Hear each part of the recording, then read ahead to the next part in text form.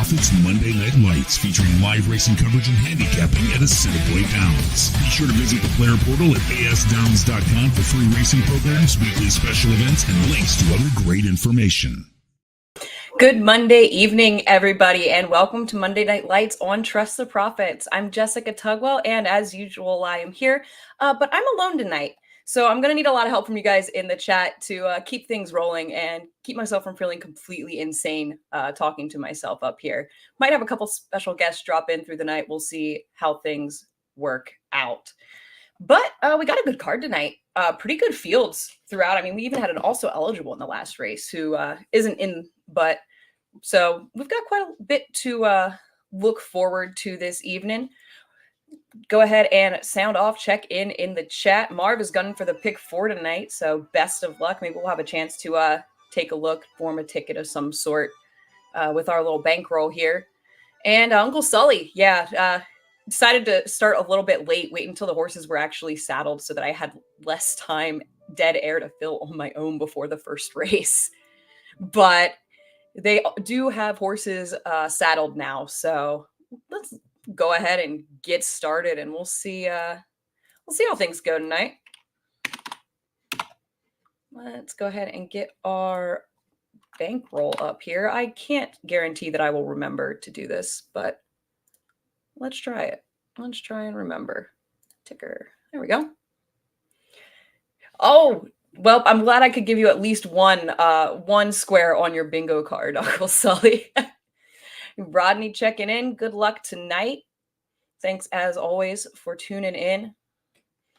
And how did everybody, what was everyone thinking about Stable Duel tonight? Because I, for one, had a ton of trouble with this putting together a stable. I felt like there weren't a ton of horses that made a lot of sense on a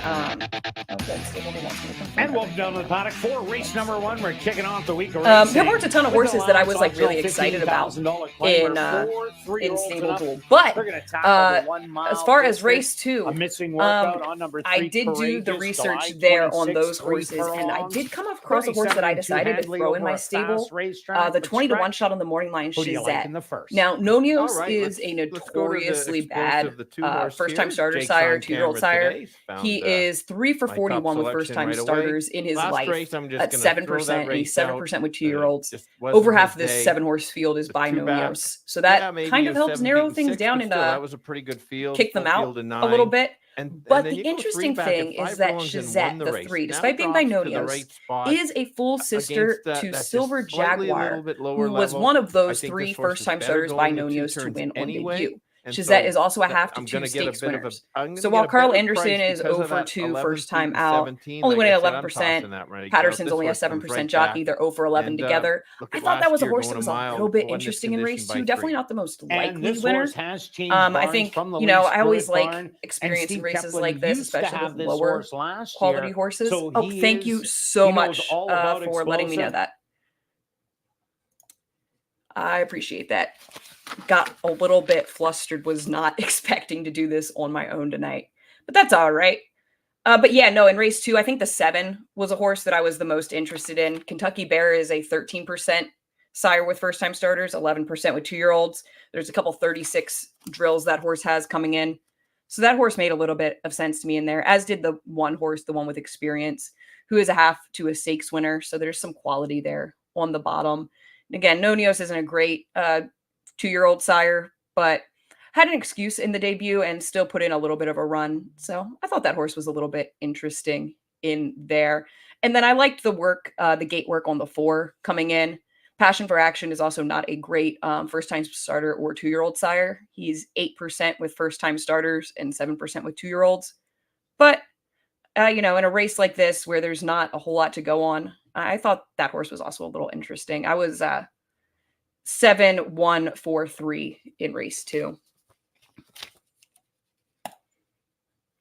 But yeah, hopefully we'll we know with Assiniboia Downs, we probably are not 7 minutes away from race 1, but we can hope and try and take a look. I did think that for Stable Duel that Will is Chill was the kind of horse that kind of made sense to spend on in here. with that big 79 buyer last time out. He's 2 for 2 at Assiniboia Downs. Both wins are by open lengths. And even though this is a step up in purse, everybody in the race is either stepping up from the $10,000 level or they were beaten double digit in a stakes last time. So I'll take the horse that's in good form here with the 6 on the outside. And I thought the 5 was a little interesting in here. I'm not sure that this has been the same horse at Assiniboia as he was at Lone Star, but if he can get back to that Lone Star form, he makes sense. He was beaten 3 1/4 at the level, 2 back. So I thought that horse was a little bit interesting. Has run all right at the mile distance as well. Not last time in the stakes race, but was third in a $20,000 claimer at Lone Star earlier in the year. So I'm not too worried about the mile distance for the 5 fast traffic there. So I thought that horse was a little bit interesting, but I felt like the 6 was pretty tough to beat in this spot. Anybody else have any opinions in this this first race here? Because those were the 2 for me. I did take the 1 in Stable Duel as a horse that again is in good form compared to the 2 horses coming in out of the stakes races. And the 4 also, another horse who's 2 for 2 at Assiniboia Downs, but just hasn't been quite as impressive as the 6 in those wins. Yeah, Rodney was interested in the 4 and the 6 in race 2. And yeah, like I said, that gate work on the 4 was interesting to me. That definitely caught my eye there. 48-4 out of the gate. Second best of 13. I'm wondering if the 6 might be a little bit better going longer than 5 furlongs. That's a full brother to Sugar Daddy Jack, who's a stakes winner, but a stakes winner going 9. And again, by Nonios. So I decided Better Luck Next Time might be one to kind of wait for next time on. But 36% first time out for Michael Nault is a tough stat to ignore, as is that 24% jockey trainer combo. Baudry's on a roll this meet. So definitely understand looking at the 6 in race 2.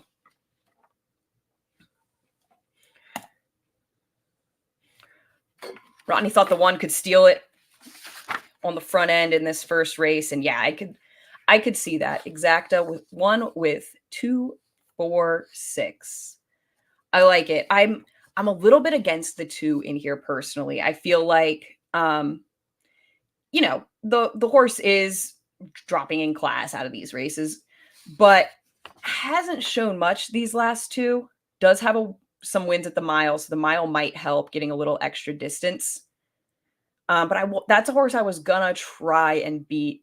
Absolutely could beat me. The switch in trainer from Lise Pruitt to Keplin is pretty significant, going from an 8% trainer to a 23% trainer, who is 2 for 7 going sprint to route. So I get it. Just at the 3-2 morning line, I wasn't interested in that horse, but I think 5-2 is starting to get to kind of the price that makes sense on the 2. Take a look at them out here on the track. Frisco kid, California bred, taking a look around. And I love the distance for this horse, 6 for 7 in the money, going a mile. Let's see, Uncle Sully's got a pick 3, going 2-5 in this race, then 4-5-7, and then 3-5-6. Rodney's also got a pick 5 going a little bit deeper, 1-2-4-6 here, then 1-4-6, then 5-7. 4 is on his toes there.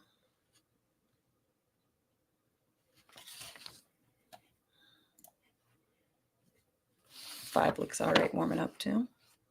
I'm a lightly built horse.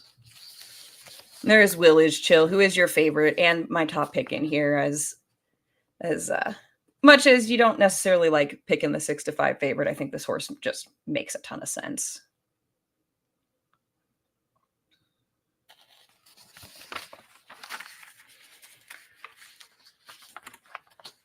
So I guess since we've got two pick 3s in the chat, try and put something together here. I feel pretty good about this 6, and y'all know I like skinny tickets. I am not a high roller, especially at Assiniboia. I'd rather just go a little on the cheap side and see if I can be right.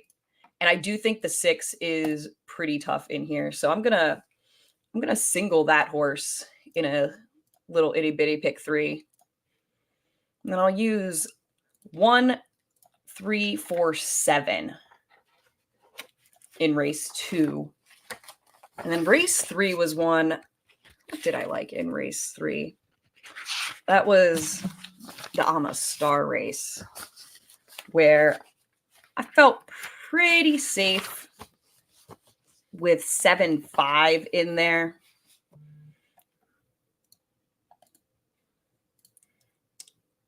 So what's that? $1.60. We'll throw the 3 in race number 3. And then I personally am only going to play that for 20 cents because I'm trying to spend $10 all night. But maybe we'll throw it in for our official bankroll too. Let me type it up. We'll go 6 with 1, 3, 4, 7 with 3, 5, 7. We'll do it for $1 in the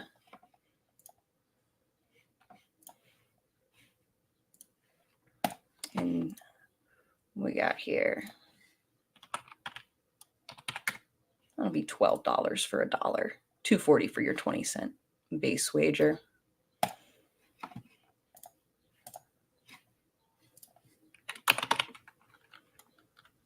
So we'll do that for a little something to start. And as for an exacta, Marv's got a 1-6 cold exacta, Neil like 6-4-2. Matt's got a 5-4 exacta box and a win bet on both. Yeah, I think this 5 is interesting in here. I like the 7-1 price, I think is very appealing. I do like the 6 on top, though. So let's go 6 over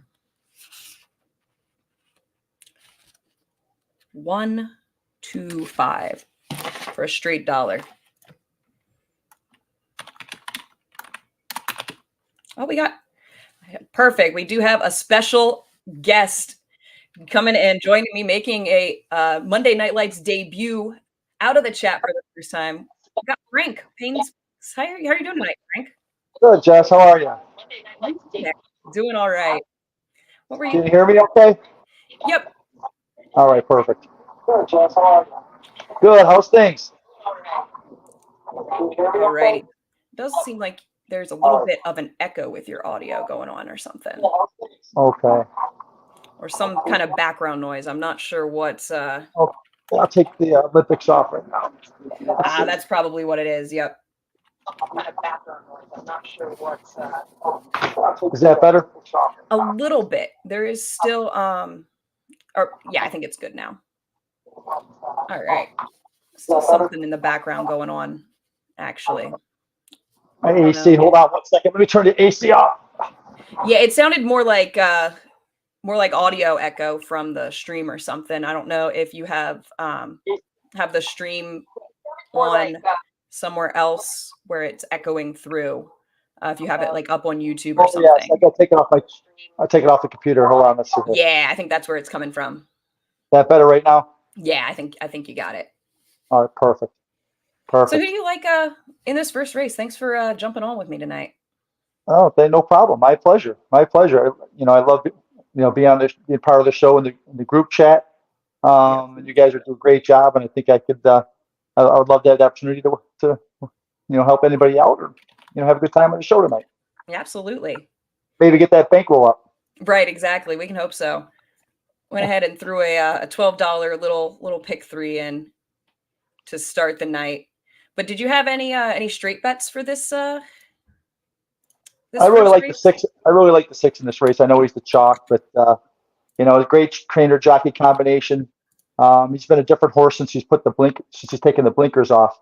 The last 2 races, no blinkers, and he won by 3, and then he won by 6. Still has Ali on him, so I think he's got a good shot here. The only thing I didn't like about him is, you know, he went up in class last time for the optional claim 10,000, but he won by 6, and he stays there, so I can't say that's a negative. But let's see if he can maintain his form in this company. Yeah, I was thinking we use him on top in an exacta and just go straight with a couple others in here. I like the 1 and the 5 underneath. Yep, I agree with that there. I like the 2, 5. The 1 could be good too. I mean, yeah, the 1 had a great race last time. I came up with the 2 and the 5, but I did see some good things about the 1. Let's just do a dollar exacta 6 over 125. That'll be $15 in the bankroll total with the $12 pick 3 that I put. Just something Sounds little. good. So it'll be $1 exacta 6 over 125, and we're gonna play that straight. We're not gonna bother keying because we both feel pretty good about this 6 horse. I think. Yes. Did you go to Saratoga last weekend? No, I will be there. Not this coming weekend, but the weekend after. I'll be up at Saratoga. Nice. It's a great place.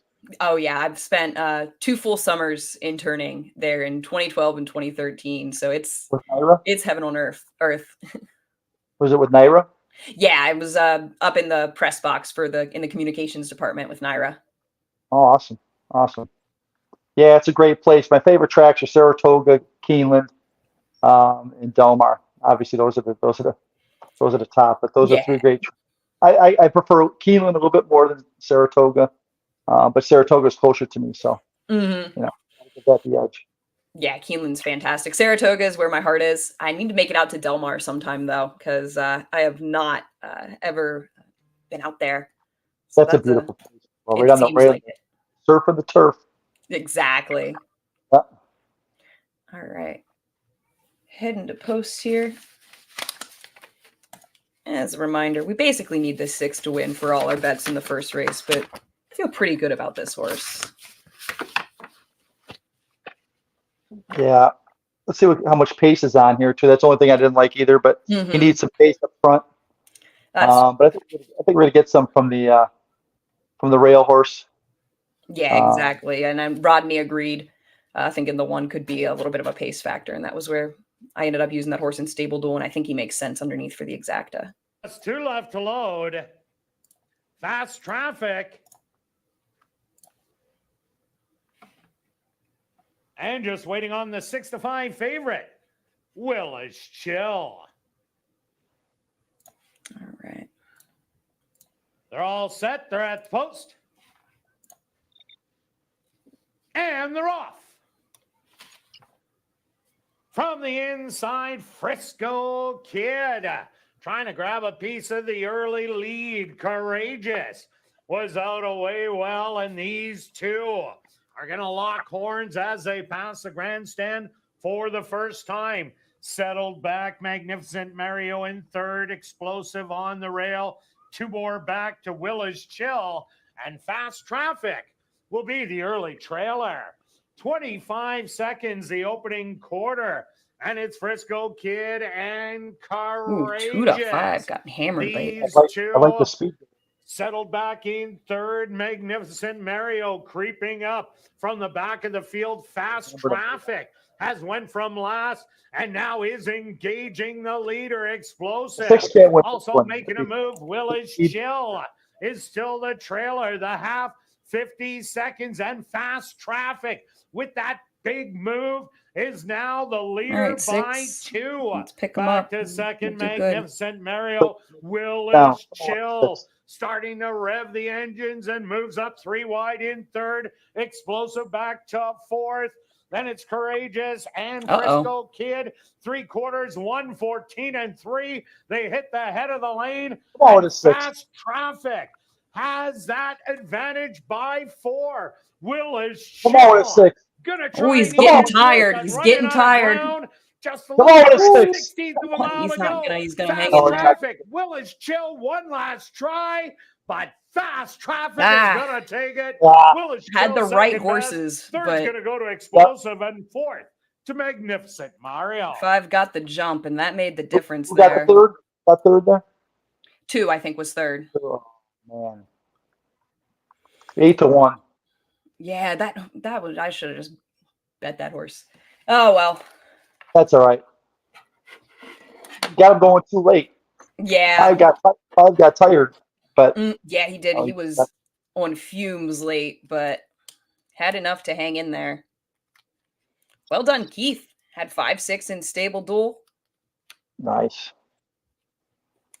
Hey, Mitchell, thanks for checking in tonight. And yeah, we talked about that horse, or before you came on, I was discussing this horse, and I know you mentioned him as well, that if he got back to that Lone Star form, he was good enough. And sure enough, he proved good enough tonight. But that's all right. We turn the page. Did have class. That's what I was talking about earlier. You know, the one thing I was worried about with Windus Chill is, you know, he won at 10,000 last time, but he was coming from $4,000 claimers. Whereas the 5, he ran a couple of stake races, and he was an optional claim 15, a couple allowance races at Sun. Mm-hmm. So I think the class reigned over there. Yeah, just a little bit. All right. Just enough, a length enough to beat him. That's all. Exactly. That's all right. Move on to race 2. Exactly. All right. Matt had the win bet there on Fast Traffic, an 8-1. Great price that you ended up getting for that win bet. So great job. I think on my own. Let's see what I think I played that. I think I used all of them. Let's see. Yeah. I went 4, 5, 6, and that pick 3. So that's a good start. All right. There you go. Yeah. Mitchell's hoping for a 5-5-5 early pick 3 for stable duel. Oh, lucky 5s. This race here, this is an interesting race. Yeah. The bunch of first-time starters. Yeah, we saw Mr. Splash a couple weeks ago. I remember us talking on the chat here. That's a Nonios baby, and you know he never does well first time out, and he got stuck on the rail, and he swerved. You know how that, you know, in a 5 furlong race, it's right up where the opening is on the track. He darted left and almost went the other way, and then he regrouped, and he actually finished third, and the race came flying in the stretch. So I think that experience alone, he's going to be tough to beat here. Yeah, he looked, he has that excuse in that first race and half to a stakes winner. So that'll be definitely a horse that I think deserves to be favored. And especially with a bunch of other Nonios babies in this race. Oh my God, there's a ton of Nonios babies in here. So that makes it if they have a hard time winning their first time out, the rest of them are their first time out. So he should have the advantage. Yeah, exactly. Nonios is 3 for 41 lifetime with first-time starters. So 7% first-time starters, 7% with 2-year-olds. So the interesting thing, I do think it's a little interesting to note that the 3 horse is a full to one of those 3 first-time out winners by Nonios, Silver Jaguar. Okay. Not a San Diego Knights. Yep. So I thought, that connections aren't super hot, but that at 20-1, at least for like a stable dual horse. Yeah, guess what he is now? Even money. Even money. He went from 20-1 to even money. Wow. So you're moving the needle. Right. Yeah. Exactly. Somebody early on here thinks this horse has a chance. Somebody was studying the same form you were. That's crazy. Mm-hmm. Even money from 20-1. Wow. So we'll see how that goes. Yeah. Let's see what the will pays are in that one.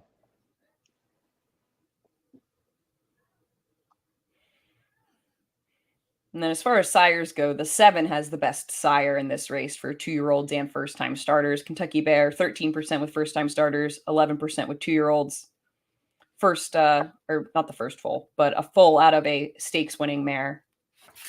So I thought that horse was a little interesting, coming in with a couple of breezes in 36. Well, the dollar double is $273, so that's just early money, Jess. Yeah, that's just somebody popping a win bet on there while the pools are still small. Yeah. Let's see. Yeah, there's $328 in the win pool right now on the 3 horse. Went on him. or 100 across the board or something. Mm-hmm. Wasn't across the board. The place and show money isn't there, but Yeah. so somebody just I popped that. don't know about you, but I'm not a big across the board. It I think depends. you're betting against yourself at times, if you want to kind of get your money back, possibly. But I don't have that frame of mind. I'll go maybe win place, but I don't rarely go win place show. I mean, I I'll go have and win I show will, but I don't sometimes. usually like to do that. It depends on the price too. I think, if I like a 20-1 shot and I think the horse has a legitimate chance, I'll go win place show. I'm a conservative gambler. I'm not a risk taker by nature. So I will do a win show sometimes. A win show? Yeah. That's kind of the direction I'll go sometimes, and with the thought process being that if I think that show money alone will get me my $4 back, that's kind of what I'll do sometimes, but I would not call it a good bet.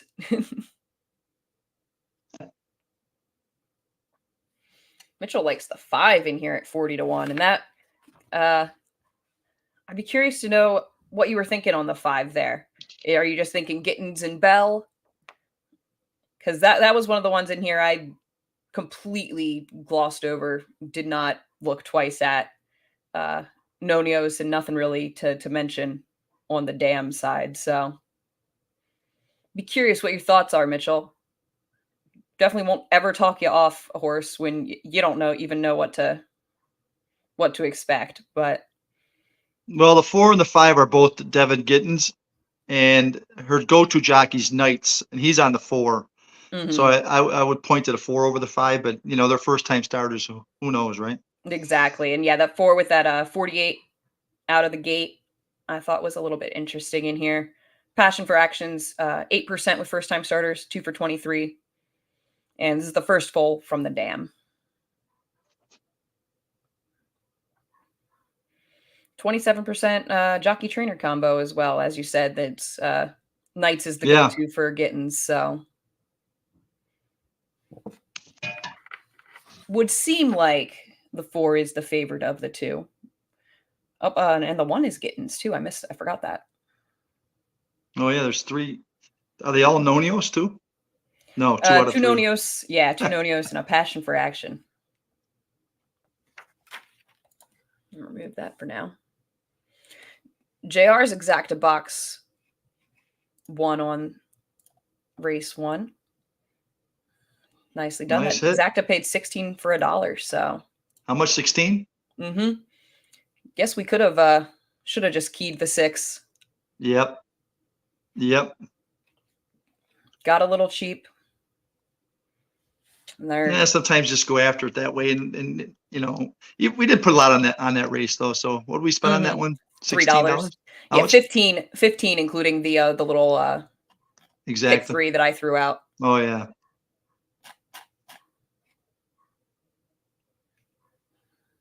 The problem is Mr. Splash is back on the rail, so hopefully Bino will straighten him right out of the gate, because he did come flying. If you watch the race replay, he got a horrible start. He almost went backwards, left, and then he went 3 wide around the track, but he came flying and almost caught Northern Echo.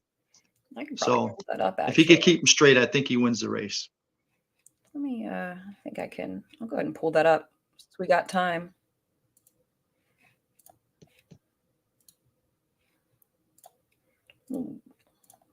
Watch this one real quick. Yeah, see how it's open right there? 5 furlongs. Yep, and when they have that space to them, they're a little more inclined to run into space. And sure enough, look at he almost goes the other way. Yep, and they cut away there. And then he gets pinched back hard here. Watch. He gets checked hard. Right there, drops dead last by big time, and he almost wins the race. I wouldn't say win. He's 3 lengths off the winner, but with that experience, I think he's going to be tough here.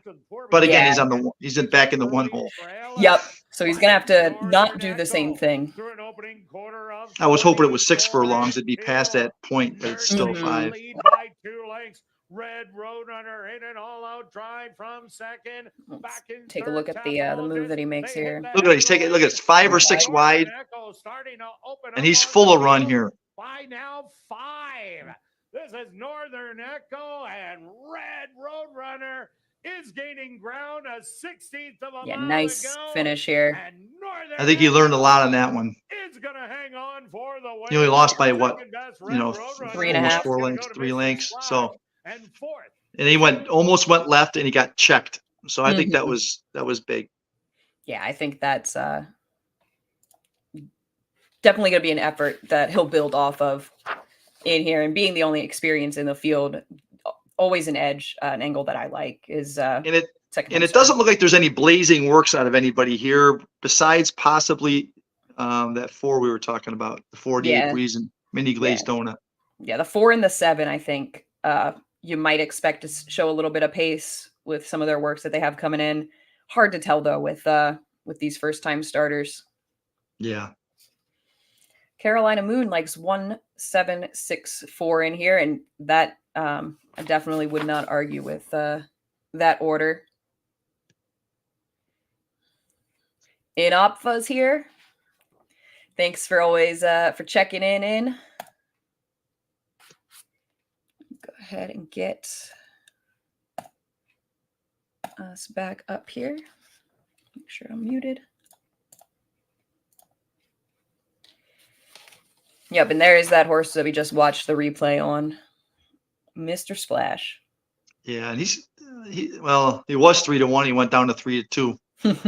We're moving the needle. People on the chat here saw that replay. Bang! Right, and said, "Hey, wait, nah."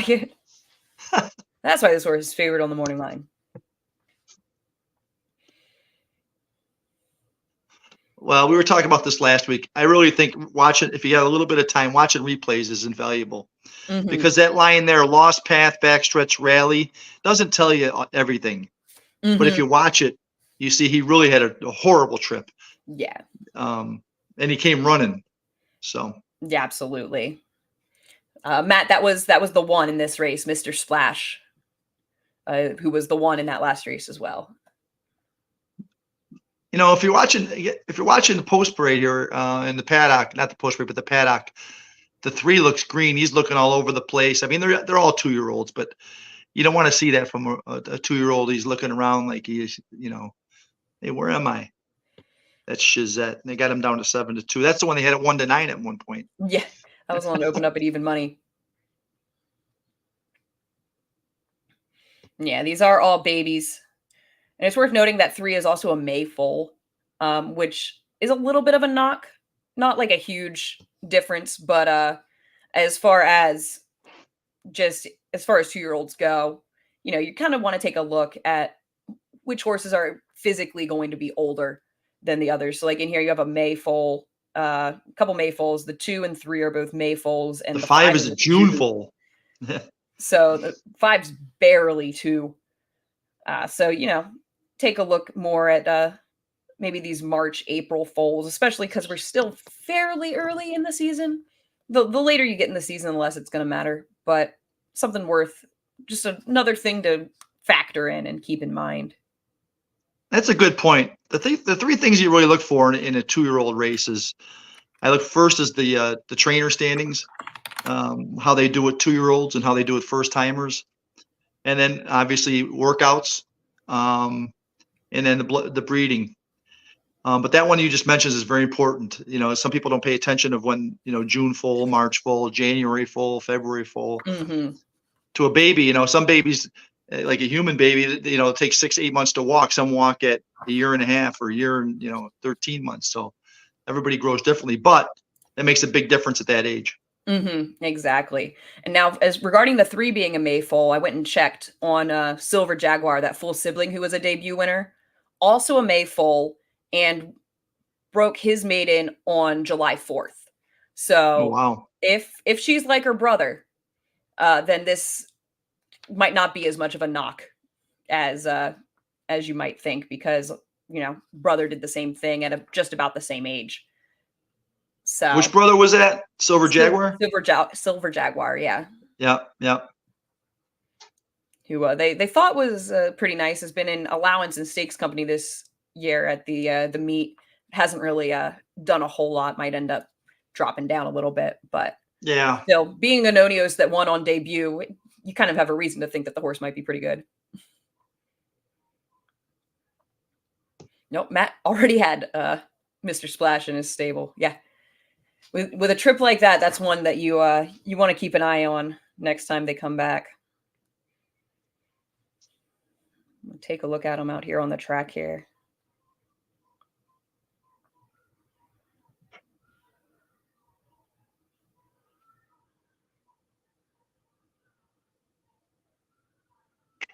One has been bet down now to your 9-5 favorite, and horse deserves to be favored, should be favorite. Three's drifted back up to 5-1. Second choice. His siblings win it. Dreaming of Sasha's siblings win it at 25%. Some of it's turf, though. A little bit of turf on bloodlines there. Mm-hmm. Is a half to stakes winner. Cash or card is the one.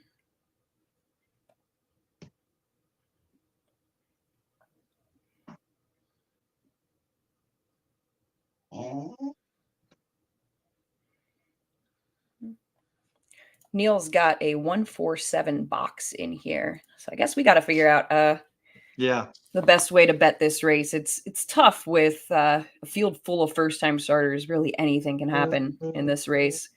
Keith took the Nault firster, the 6.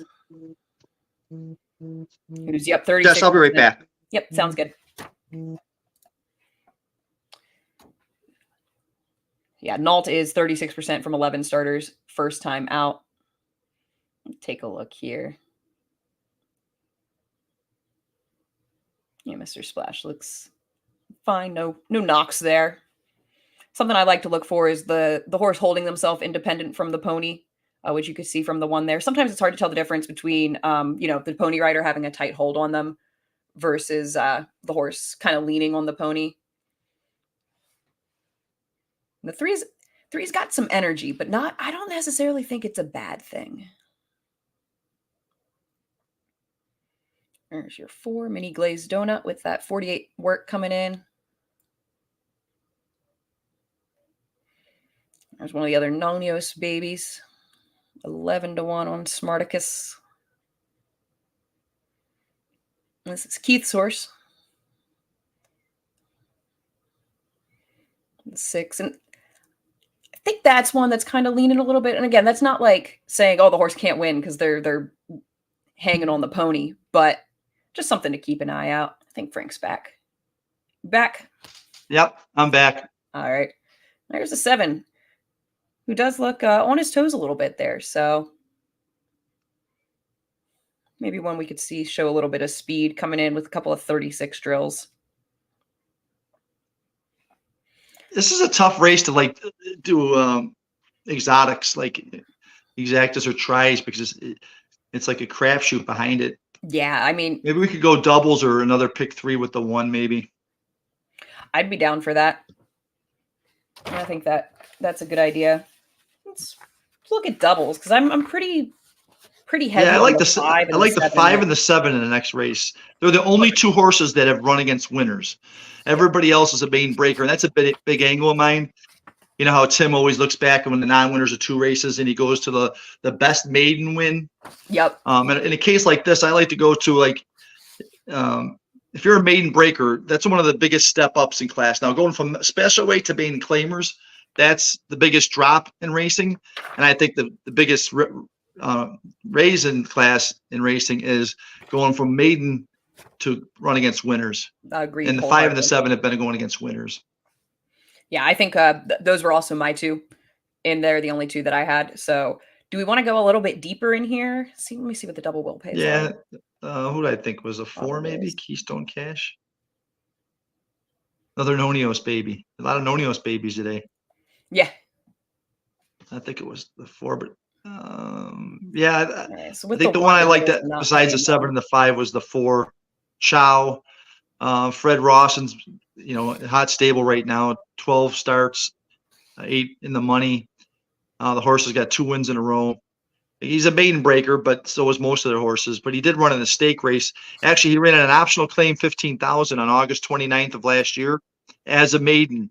Mm-hmm. And then he went back into the maiden ranks, and then he went to a claiming 5, and then he was a conditional maiden 5,000 twice and won. Then he came back and won for 7,500. He got disqualified and won. So actually, he's won twice, but it took him twice to break his maiden because he was disqualified and placed second in one of them. So I think that'd be a good choice. I'm willing to include the 4 in there. Now the 1-7 double is only paying $4. So that for $1. That is for $1. So I don't know. Do we want to just single the 1 in this leg? Go 1 with 4, 5, 7? Do we want to try? And I mean, anybody other than the 1 wins this race, then the doubles to the 5 and 7 are looking really good. Right. So if we want to add one more in this race with those 3, mm-hmm. in case we cut, in case the 1 gets beat since they're babies. Mm-hmm. Who did you like there? Who were you thinking? I would go 7 as the most likely. Yep, I like that. 1-7 with do we do 4, 5, 7 or just 5, 7 in the second leg? I think we go 4, 5, 7. Now that I looked at it, I think it's Assiniboia, and you've seen stranger things. And I think this 4, and if you look at it, I just went to the first race, so let me get back. So the 4 ran against Amistar a bunch of times, actually. He was right behind him twice. He's ran against a 1, 2, 3, 4, 5. He got beat all 5 times. But he's running in form now. Maybe he got some confidence with those 2 wins. He might be worth a shot. All right. You want to do it for $2? Make it a $12 bet? Yeah, that's good. I like that. All right. So that'll be what we do. Bring us down to 73 on the bankroll. Jess, what I like about that bet is, we could have played exactas and tries in the second race, but I think we're just kind of hoping, besides the 1, that these horses can run, and which one, so it's tough you could have spent $12 on that race and not found the combination. Where I think we have the top 2 horses in this race with the top 3 horses in the next race. I think that's a good bet. Yeah, I'm all right with that. I'm going to do another little pick 3 real quick. Who do I like in the 4th? 8, 2, 3. I liked in the 4th. So I'm going to throw in a little pick 3, just 20 cents. I'm going to go 4 deep in this race. I am going to use 1, 3, 4, 7 in this race, and then 5, 7, and then 2, 3, 8 in the 4th for a $4.80 pick 3 for 20 cents. I like it. That's what I got on mine. 8, 2, 3. Perfect. In the 4th. Thank you so much, Grandma. Always appreciate you. Keeping the vibes going, Grandma. Like it. Much appreciated. All Hey, right. Jess, look at the screen. It looks exactly like the replay we just watched. Hopefully this 1 runs out straight. Right. That's the question here. Shazette now steps up. Alicia's all in on the 7. Matt's And going 5, 7 exacta box. All right. Here comes Mini Glazed Donut. Rodney's got 1, 4, 6 with 5, 7. Smarticus's turn. Bobby's got 1, 7 over 3, 6. Rodney's also got a pick 3 using the 1, 4, 6. Just 2 left to load. Better luck next time. And just waiting on He Knows. We know. We got a new one for Sean. Yeah. He knows. We know.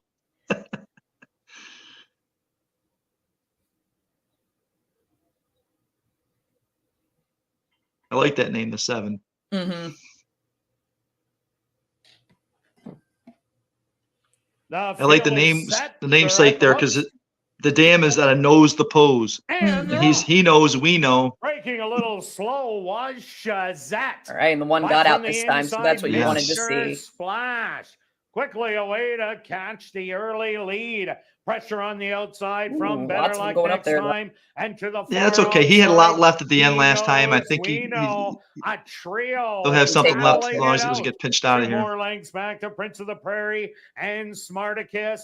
Then bit of 5 late money more on that Mini 6. Glazed Donut and Shazette. The That early brother to Sugar trailer. Daddy Jack. 23-3, the opening quarter. And Better Luck next time. Now secures the lead by a length and a half. To the outside, he knows, we know. Mr. Splash on the rail, 6 is showing looking some good though. late fight. 23-3, that opening The quarter. 7, come on. But this is Better Luck next time. Great debut. And is going to be going to the winner's Wow, that horse circle was with ready. a 16th of a mile Yeah. to go. Better Luck next time by 3. He knows, we That's the know. in 4th second. lifetime Third's gonna debut go to winner for Mr. Nonios. Splash. And 4th, Yep. That full brother to Prince of Sugar the Daddy Prairie. Jack. Did get bet late. Well, that's a full brother to Sugar Daddy Jack. Yep. Yep. Which is kind of why I thought he might need a race, but Me Jared too. I Brown thought had he- him ready. I was going to say that too. You know, I looked at him for a little bit because Michael Knott is 36% with first-time starters, which is that's a huge number. Mm-hmm. But looking at his bloodlines, I thought he might have needed one to go a little longer, but he was ready. I had the same thought, but not correct. Matt liked the 6 in here. Didn't get the exacta with the 5, but and actually the 6 did end up going off favored at 9-5. The Stewards are posted number 6. Better Luck next time as your race winner. Second goes to number 7. He knows, we know. Third Michael to Knott number 1, and Mr. Godry. Splash, and 4th to number Yeah, 2, Matt, Prince of the late there. I didn't notice on the first watch, but on the replay, it did kind of look like something was going on at the end there with the 5. Good job, Rodney. Keith's off to a great start. Fantastic. And yes, thank you, Grandma, for the call to action. If everybody could hit that like button here on YouTube. And if you like what's going on, also subscribe to the channel. Make sure you don't miss anything else we have going on over here on Trust the Profits. Yeah, and yeah, that late computer money is always something to watch with Assiniboia because with the small pools, that kind of money makes a difference. And yeah, the late money is always very seems like smart money a lot of times at Assiniboia.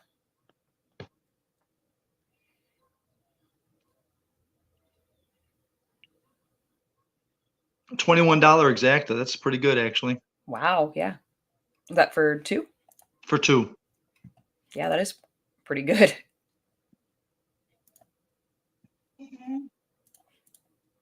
And the try paid $5 for 20 cents.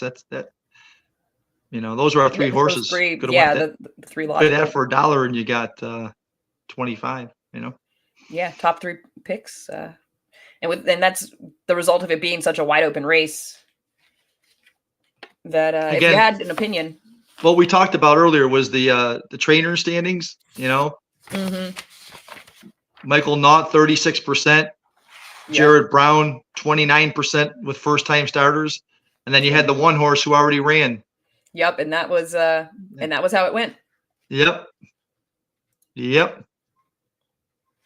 So yeah, some nice payouts there, despite it being formful and kind of played out the way it looked on paper, but made a little bit of money if you had it. So.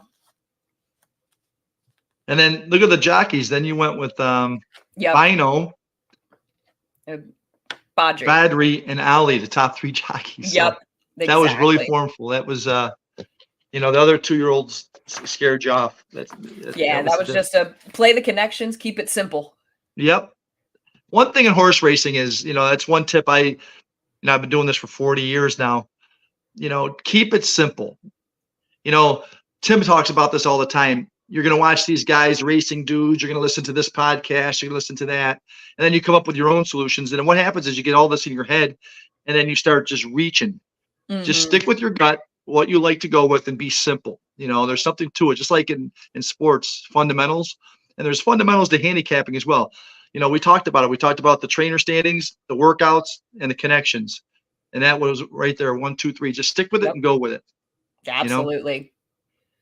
If you look long enough, you could find a good thing about every horse. Yeah, exactly. True. 1.6 million last Tuesday. Wow. And I mean, that's what happens when you have such an accessible product. Free data, you have small barrier to entry for Assiniboia Downs, and they're making it work. Definitely love some of the stuff they're doing. I think the free data is just huge, and it's hard to sell people on betting the horses when you have to spend $4 before you even start betting.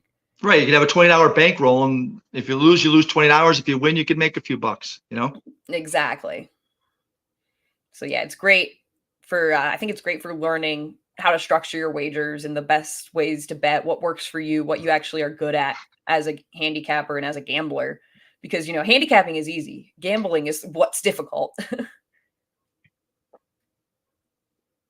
Exactly, Jess. We could put out our picks, and you could have all 7 winners tonight.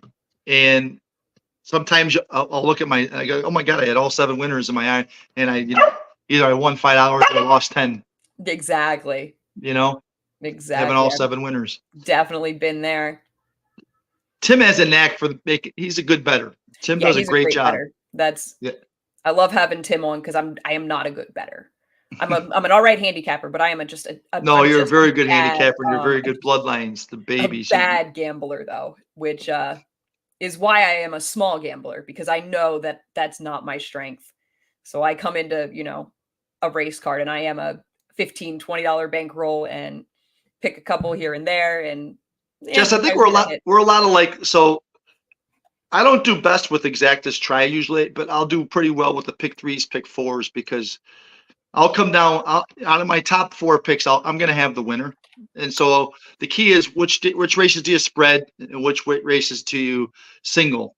And that's the key to those multi-race wagers, and with my handicap system, I'm usually right there, but it's the exotics where you get screwed up. Do you box it? Do you run a part wheel? Do you run a key box? Do you do, and that's where, you're trying to save some bankroll. Everybody could cash a ticket, but that's not the most important thing. You want to make a little bit of money. Exactly.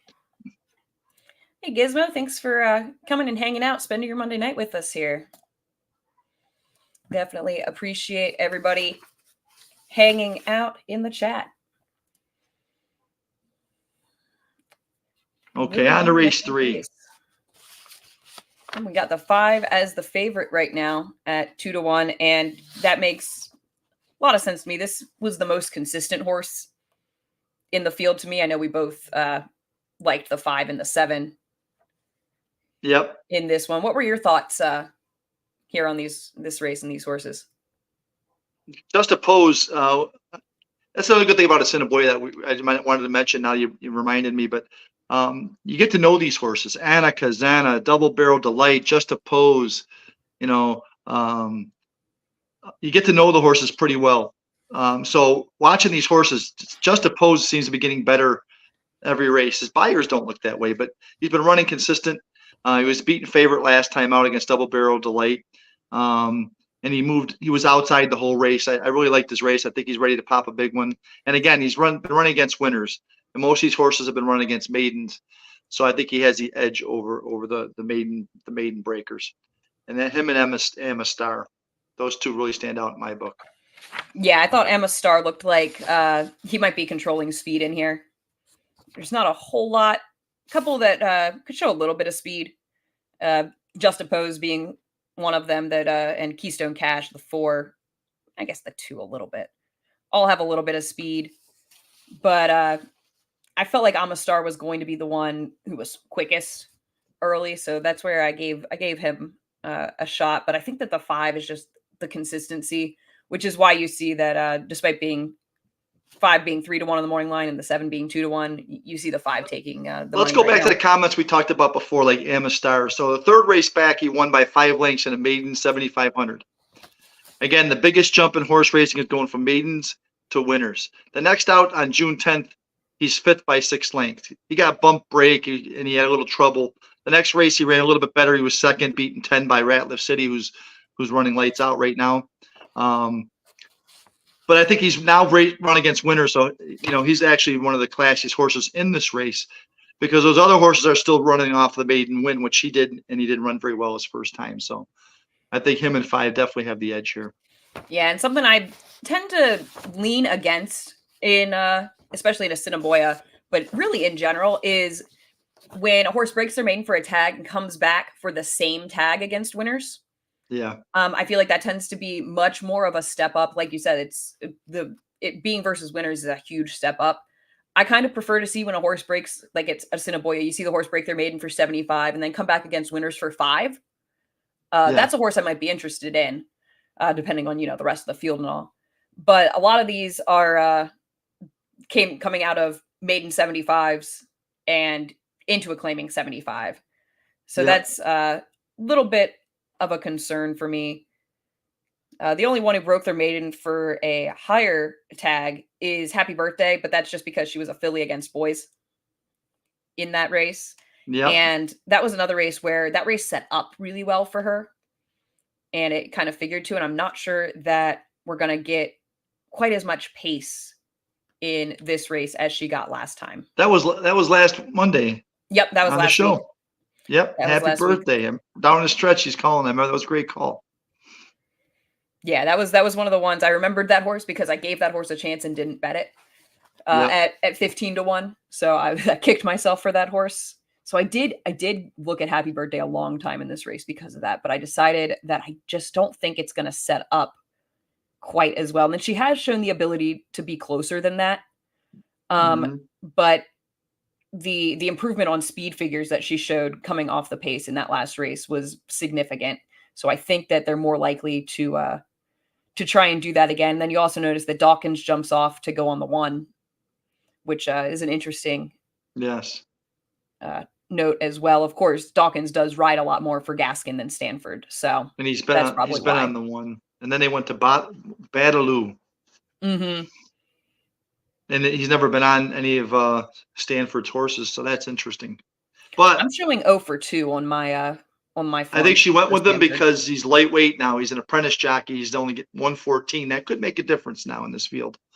Yeah, and it definitely could. He could be underneath, I think, maybe if you're going to use exactas. And I completely agree here, Basil, that Just Oppose is the stable dual horse in this race. Just ultra consistent speed figures, races, performances. And at 3-1, I think was very fair and absolutely worth spending on in stable duel. In stable duel, the other favorite, the 7, is not as much of a stable duel as compared to Just Oppose because he backs up in the stretch. And I don't like to play stable duel horses that back up because you could be 60 points, at the 16th pole and get 0 because they just don't finish. So I'd rather go in stable duel. I'd rather go with a horse that is running hard at the end. Yeah, I'd rather give me the grinder who's going to knock up there for 2nd, 3rd. Yeah. Rather than the horse who's just going to be stopping late. This is a good betting race though, because I think we have the horses. I don't like the 6 at all. He's not running. The 1's tough post again, but the only thing I gave him one look because he, as you were talking earlier, he was a maiden special weight. He went down to maiden 7,500, won, but then again he stays here. But in that maiden race, he steadied the break and he came running. So does have a nice work coming in, and not something you see very often with the Assiniboia horses working between races, but has a little drill in 36 and 4 on the 23rd. And second time Lasix, he won last race, first time Lasix, so that might be a good long shot play underneath. Again, but though that's the problem in Assiniboia, that's the rail. Exactly. And that's the Dawkins horse too. Yep. Let's see. Who's everybody like in here? Mitchell likes the 1 and the 5 for Stable Duel. Carolina Moon's got 5, 4, 7, 2. And we talked about the 4 a little bit when we were putting something together with that last race for doubles. Horse who, as we said, technically has crossed the wire first in 2 consecutive races. So, and beat the 3. He's fairly consistent. He's got 1 bad race. He's got 3 bad races or 4 bad races, but 2 of them were against. One of them was a stake race as a maiden, a $40,000 stake race, mile and an eighth, which he's not a distance horse. The other one was a mile for optional claim 15. So obviously the trainer was just trying to get some conditioning in him.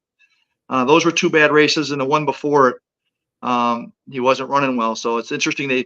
He came 5th by 10 lengths in a maiden race, and they put him in an optional claim 15,000. But then they brought him back to maiden. He's been running pretty good since. Yeah, you almost have to wonder if they were just trying to find a mile race, and that was like the only one in the book or something at the time, because he'd been passing horses. But and he actually had a lead in that stake race to the half against Sugar Daddy Jack. Yeah. But so he's off from September 20th to June 4th. And then that June 4th race, that was just basically a run, and he was claimed. And since the claim, he's won 2 in a row. So I like the 5 with the 1, 4, 7 is what I'm thinking here. I like or it. the 3, 2. We talked about the 3. Yeah, the 3 5 could with the 1, definitely 3, do 4, something 7. in here. I don't know if if that's just gets to be adding too many horses. Let me look at some of the probables here. Yeah, 5, 7 is your exacta favorite both ways. It's paying 6 for $1 right now. 7, 5 or 5, 7. So I think that using 4 horses with the 5 could end up backfiring if we were to say like key the 5, which I think would make sense. Right. I think, and I mean, as soon as I say it, the 3 will end up messing us up.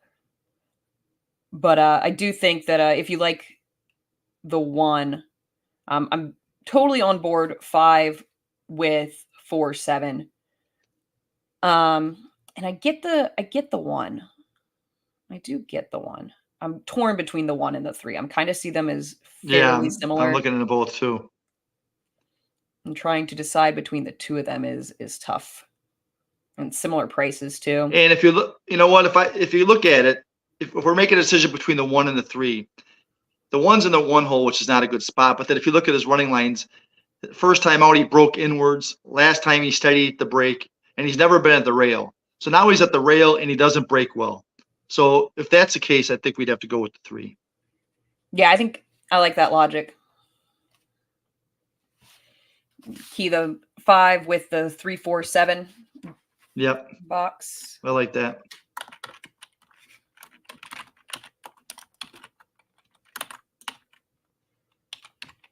Five with 3, 4, 7. Yeah, that's a good bet. That's a good bet. We want to do it for $1 or for 2? Let's do it for 2. Alrighty. I think we got a good feel on this race. Yeah. Need to try and make some money back. 73, that brings us to 61.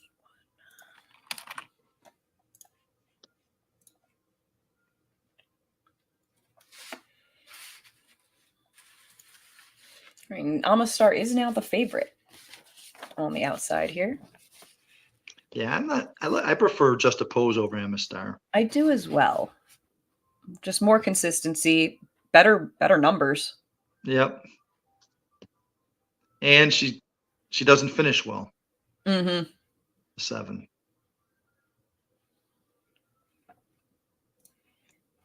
Rodney's keying the 5 with the 1, 4, 7. Well, hopefully it's the 4 or the 7 so we can all hit together. Bobby's boxing 1, 7 with 2, 5. Marv's key in the 1 with the 3-5-7 in the try.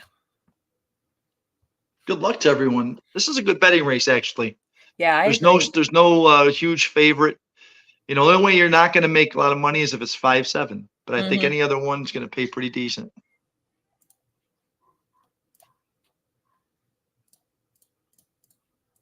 Yeah, I think we got a pretty good chance here.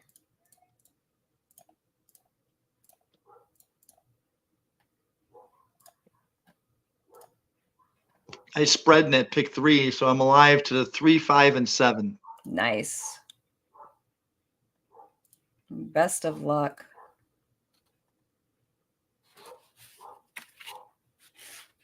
Happy birthday. I remember that call last week. He came out of nowhere. Yeah, that was just rolling late. That was against Picking Riffs and Dancing in the Creek.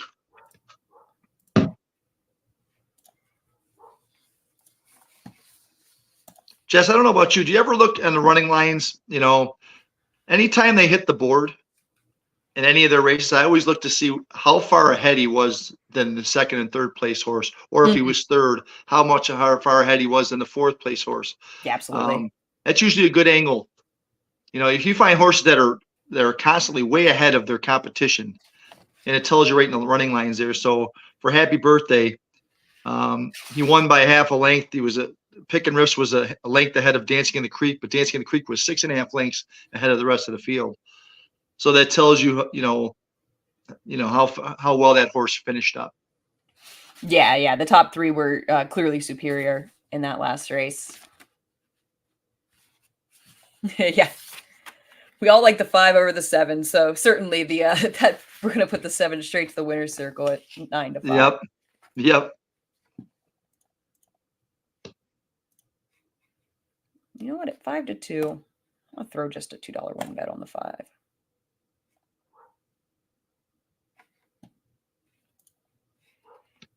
Just to give that 7 another reason to win. And yeah, Dan, actually, I just saw that. Also gonna just throw a win bet on the 5, which like I said, I also just did. So, sure, we'll see what the late money does with the 5 and the 7. I'd like to keep that 5-2. All right, heading to the post here. Go ahead and not yet, but that's all right. Well, it looks like they're pretty close to being on time so far tonight. Let's knock on wood. Yeah, love to see it.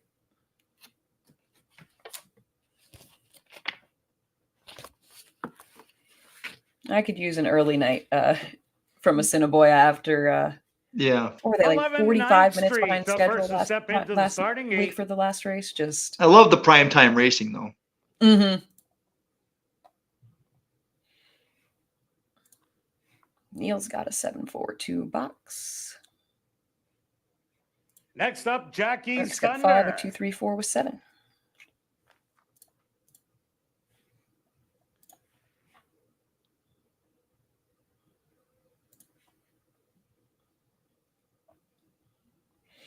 All right, best of luck, everybody. Happy birthday.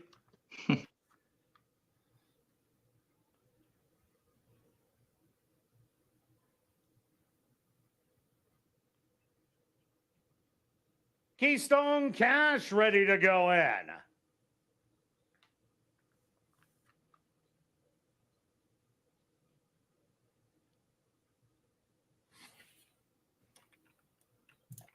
Just a Pose now finds her spot.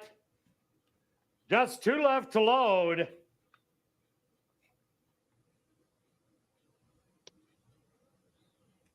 Devil's Time. Assiniboia Downs is in Manitoba, Stephanie. And now just waiting Canada. on I'm a Star, the current 6-5 favorite. Happy birthday, Fractious in the starting gate.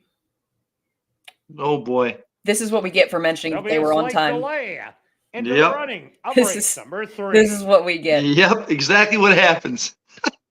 Well, might have a late scratch there because that horse just went for a joy run. Yeah, they didn't catch him. Yep. Yeah, we absolutely jinxed that. Personal apologies to the connections of Happy Birthday.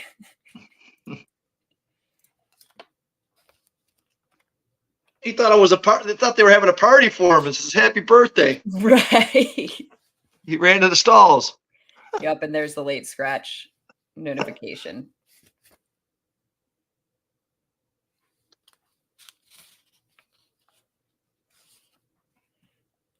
I think because that's going to kill the price on my 5, I'm going to... There goes one of my pick 3s, Not 18 to bother. 1. Damn.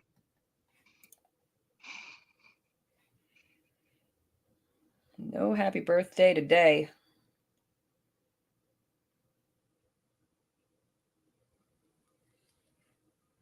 Oh, why are we buffering? That's not good. All right, we're back. It's like that was my computer doing that. That's not great.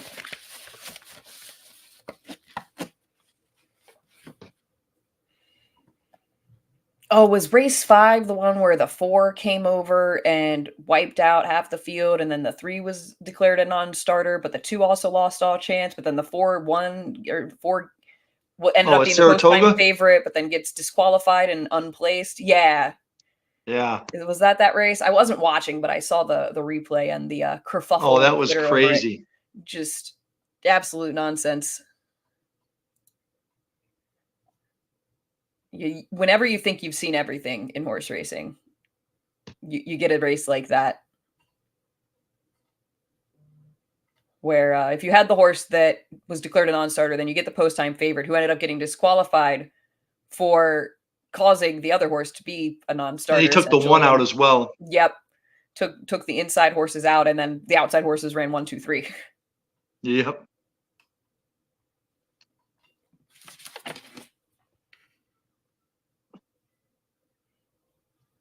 Oh, got a couple minutes here. Hopefully it won't be too much of a delay. Jess, could they have declared that a no contest? I am not familiar enough with the rules to... I think it depends on how many horses involved. Yeah, exactly. I don't know enough to really give an educated opinion. I mean, from a, gut feeling, the race was unfair and it should have been a no contest. Yep. But, I don't know exactly how the rules are written at NYRA to whether they actually could have done that or not. But it sure feels like it should have been. I agree. Run for purse money only. That kind of, I think, would be what you do is don't punish the connections of the horses who did end up running well, even though it was completely, out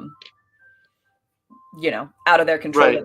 The other horses had no chance, but also because I think it was a 7-horse field, if I'm not mistaken. It wasn't a big field. Yeah, it was a 7-horse field. So if you for the connections wise, they're going to cash. Mm-hmm. Even the horse that got cut off, he's going to make a little bit of money, even though he had really no chance.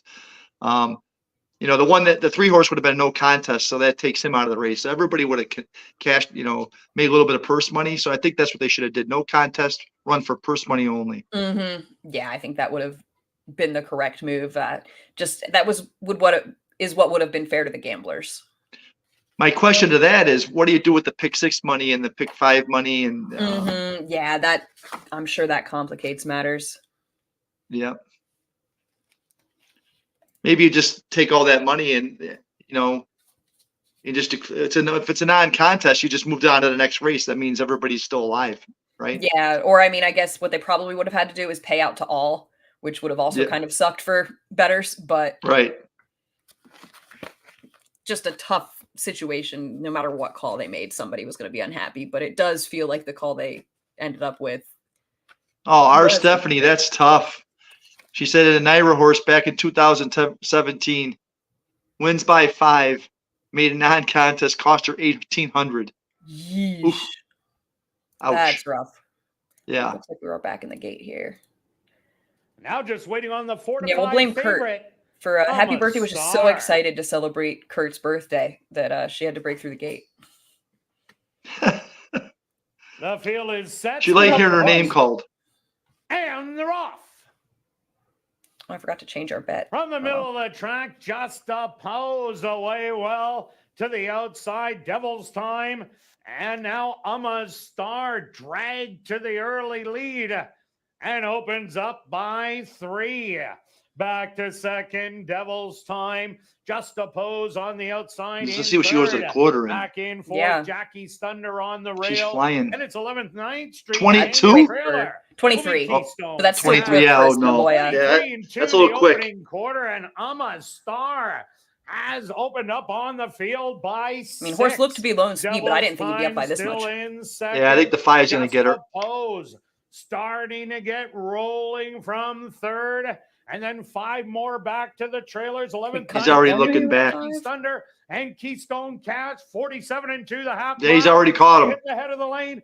Umma's Star All with right. a short lead on the inside. Just a pose. These two. Now, who's behind him here? Down the lane, but not Anybody. for long. Nobody. Maybe 4 coming up. Now at the Straight 5-7 going exactly. away. Just the pose is gonna win. That was too easy, but what was it, $4? Second best. Yeah, it ended Very up close for third and being fourth between 4 Devil's because we Time and Keystone. It'd Catch. probably be $3 with that scratch. yeah, let's see what was it? Probables now. Yeah.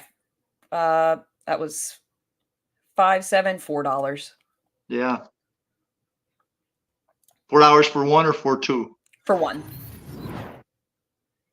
$8 exact is not horrible because that's really the only 2 horses that we were making a statement for some other ones, but that's the 2 horses right there.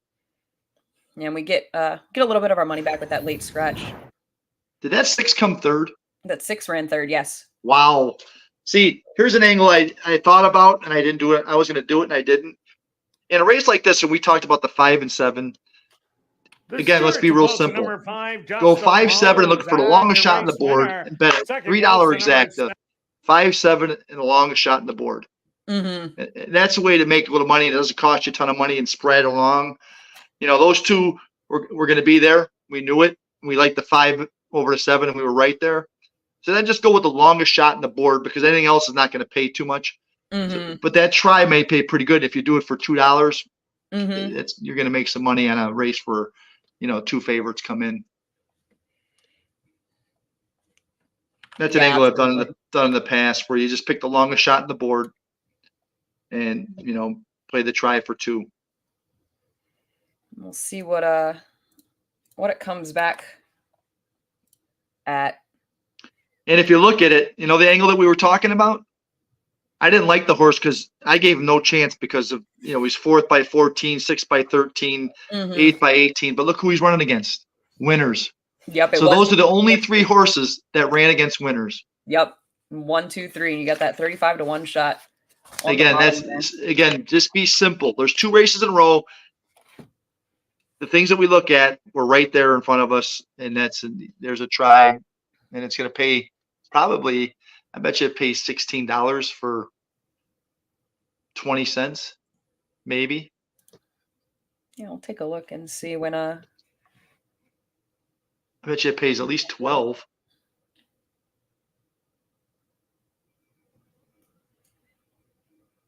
Yeah. 5 did have a lot of weight on his back here, but was able to get the job done on her back. That was a filly against the boys here. Again, there's the closer against the 7 who doesn't finish.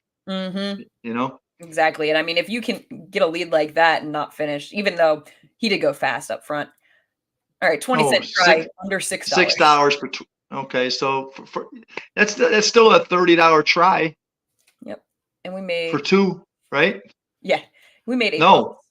For $1 it's 30. It's $60 for 2. Yep. We chalked up a little bit of money there. $8 on a bet that cost us $4 after the scratch of the 3. All right. So, we're not paying any We're bills. not hammering. Just build the bankroll. Exactly. Started off a little slow, so being a little bit What'd that pick 3 pay? pick 3, 21, 16. Oh, there we go. I'll take that. So yeah, no, that's quite solid. Yeah. That's really good, actually. Very logical. That was a very very logical. I paid it for 50 cents, so that's 2.5 times. So what's that? $50? Yeah, 50. All right.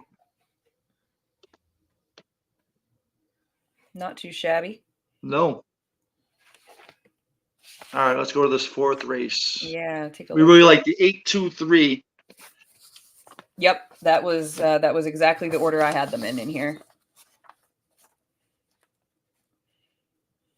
3 is the one getting the early money. Oh, nope, actually, it's still morning line. No, it's not. Yeah, because the 2 was 10-1 on the morning line, but you were never going to get 10-1 on that horse.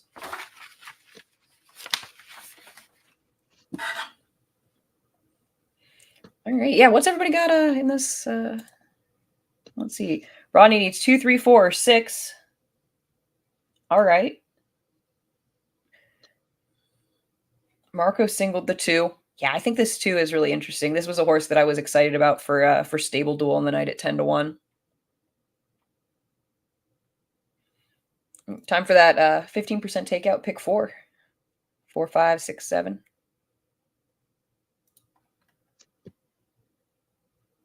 Yeah, Herbie's consistent. Mm-hmm. Yeah, exactly. Really good stable duel horse for the amount of money you have to spend on him. He doesn't quit. He doesn't finish strong, but he doesn't actually quit. He just it's like a horse that stays on their left lead and they just run through the stretch like a grinder. Yeah, he runs very even. That's Herbie. Yeah, exactly. Horse is now 12 years old and still picking up checks in these $3,000 races. 178,000 hours he's earned. Cool horse. 71 lifetime starts.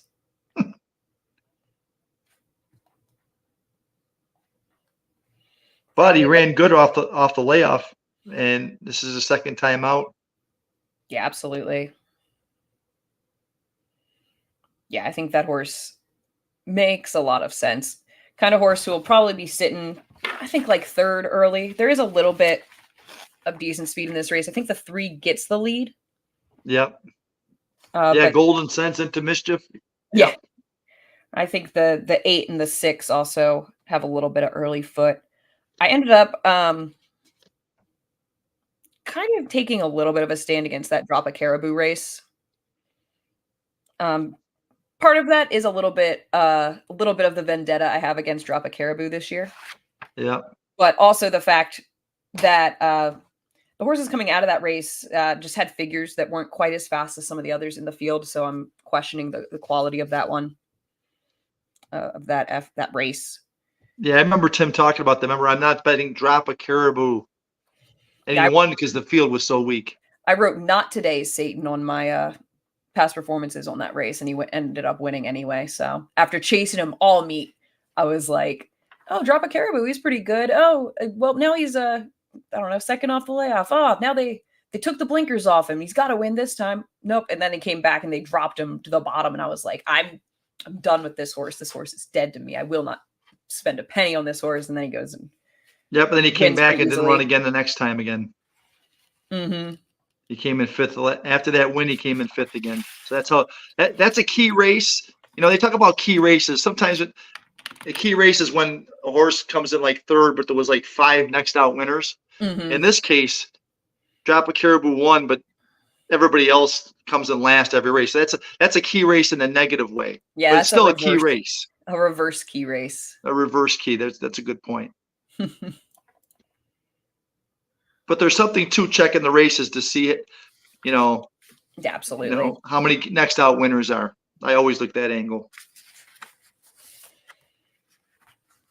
Yeah, I ended up with the 8 on top in here as the horse who both the 3 and the 8 are dropping in here. they are the two horses who are dropping. And a lot of times I do kind of prefer the horses who are in form at the level over a horse who hasn't been doing well and is dropping. But the 8 has been running fairly well at the $4,000 level, beaten less than 3 lengths in these last 2 races, and then 4.5. Basically, he's been 4th all 3 times this year. Gets into the Delaron barn, which had him earlier in the year. So I like the fact that they claimed the horse back. That's a vote of confidence always from connections, seeing that they want that horse back in their barn after losing him. So that's where I ended up with the 8 as my top pick in here. And then the 2 coming in here second off the layoff, off of a race that speed figures wise is the best last out race in the field and should improve now second off the layoff, second time this year, is a 12-year-old. But as we said, he's so consistent. So he made a lot of sense. And then I liked the 3 as my third horse in here.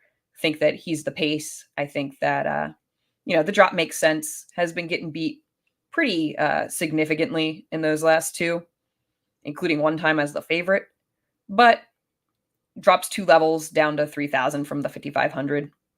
So I think the drop makes sense. It's not a suspicious drop. So, yep. I don't know how many people in the chat have Formulator, because if you look at, you're on the money. And if you look at his last 3 races, he lost to Yola, who won 4 out of 5 races this year. Victory Line won 4 out of 5 races this year, and Cajun Birdie won 4 out of 5 races this year. So those 3 races, he's running against good horses, and he ran well. He was 4th by 2, 4th by 2, and 4th by 4. So he's not running against Yola, Victory Line, or Cajun Birdie this race. So I think he definitely has the edge. Yeah, I completely agree. Would love it if we could get 5-1 on this horse at post time. I'm sure we won't. Yeah. But horse, definitely the top pick for me.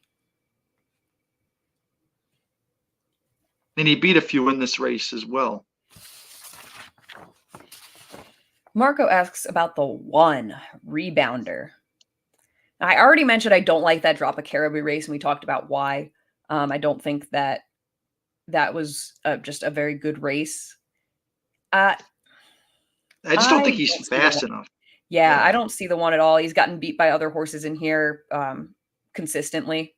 I mean, he might be, you know what? If you're playing a try at 20-1, I can't talk anybody out of him for third, but I don't think he has a shot to be first or second. But if you're playing trifectas, he's usable underneath, because he's 14. What is he? He's 5 out of 7 last year, first, second, or third, and he's 1 for 3 this year. He might be able to get third if he gets a good break out of the rail. Again, that's the rail. It's in Assiniboia, so that's one of the negative. But I wouldn't use him anywhere higher than third or fourth if you're playing supers. That's another one you could put in the super on the bottom. Yeah, I think you might be looking at those 3 good races at Assiniboia last year, his first 3 races at the track. But the thing is, he was in the Deborah Hansen barn at that time, who was 24%. Yeah. And Norbert Kashane is 0 for 5 this year with just a 3rd place finish. So, and the figures just haven't been the same this year. So I just don't think at 8 years old, he might just be past his prime. And I'm not sure that he's a good bet to get back to that form. But if you think he is, you're getting your price. Right. Like when I play supers, I'll go let's say I have a key horse. Here would be the 8. So if you went 8 with the 2-3, with the 2-3-4, with all, that's sometimes in a super, because being a horse owner myself, that sometimes and Jess, like if your horse ain't gonna win, you don't want to hurt him. You're not gonna push him in the stretch, and that's where somebody like the 1 could sneak up and get 4th at 20-1. Yeah. So on supers, I'll play it all for like 10 or 20 cents. So I'll key 1 with 2 underneath it, with 3 underneath it, with all. It'll be like a $5 ticket, but it could be worth it in something like that. Yeah, Rodney wants to know if anybody likes the 4 or the 6. And between the 2, I could see the 4 doing something here more than the 6. Again, I don't like that drop a Caribou race. But if you go 2 back, was beaten 4.5 by the 2, who we both like a lot in here. So, has races to go back to, I think, more than the 6 does. Yes. I definitely like the 4 better than the 6. Yeah. My numbers come 8, 2, 3, 4 is what I came up with. Yep. I got 8, 2, 3, and that was it. I Yeah. didn't bother with another one, but Right. The 5 is a toss for me. Poor form. yeah, the 5, the Assiniboia form is just so much worse I than gave him a anything little bit he's of a been look doing. because he was an allowance horse for this year, actually, in May. Mm-hmm. But something happened there on May 28th, and then he hasn't done anything. So he's obviously not doing well. And I never heard, and he went from Gorno. He went from Ray Ashford to Gorno to Bill Mooney. Mm-hmm. And he's actually the owner trainer. So yeah, this seems like Bill and Reed Mooney saw the horse, thought, let's give it a try. Yep. But has not done a lot. Does have 1 second place finish from 3 starters this year, but I don't need the horse. I've found sometimes that the Fawner Park figures can be a little bit inflated. Yep. I've noticed that I've been fooled early on playing Assiniboia. I've been fooled by horses coming out of Century and Fawner because they had speed figures like on the buyer scale. Yeah, that's a great point. Made them competitive, but they don't tend to. You kind of want to just take those figures with a grain of salt. Same with the Kentucky Downs. In the Kentucky circuit, the Kentucky Downs turf is not like anything else. So whenever I see a form after horses that race, I put a line through every Kentucky Downs. It's good if they win because there's great purses. As an owner, go there because you could win purses. But as a handicapper, you can't use those numbers from Kentucky Downs that they don't transfer anywhere else. Mm-hmm.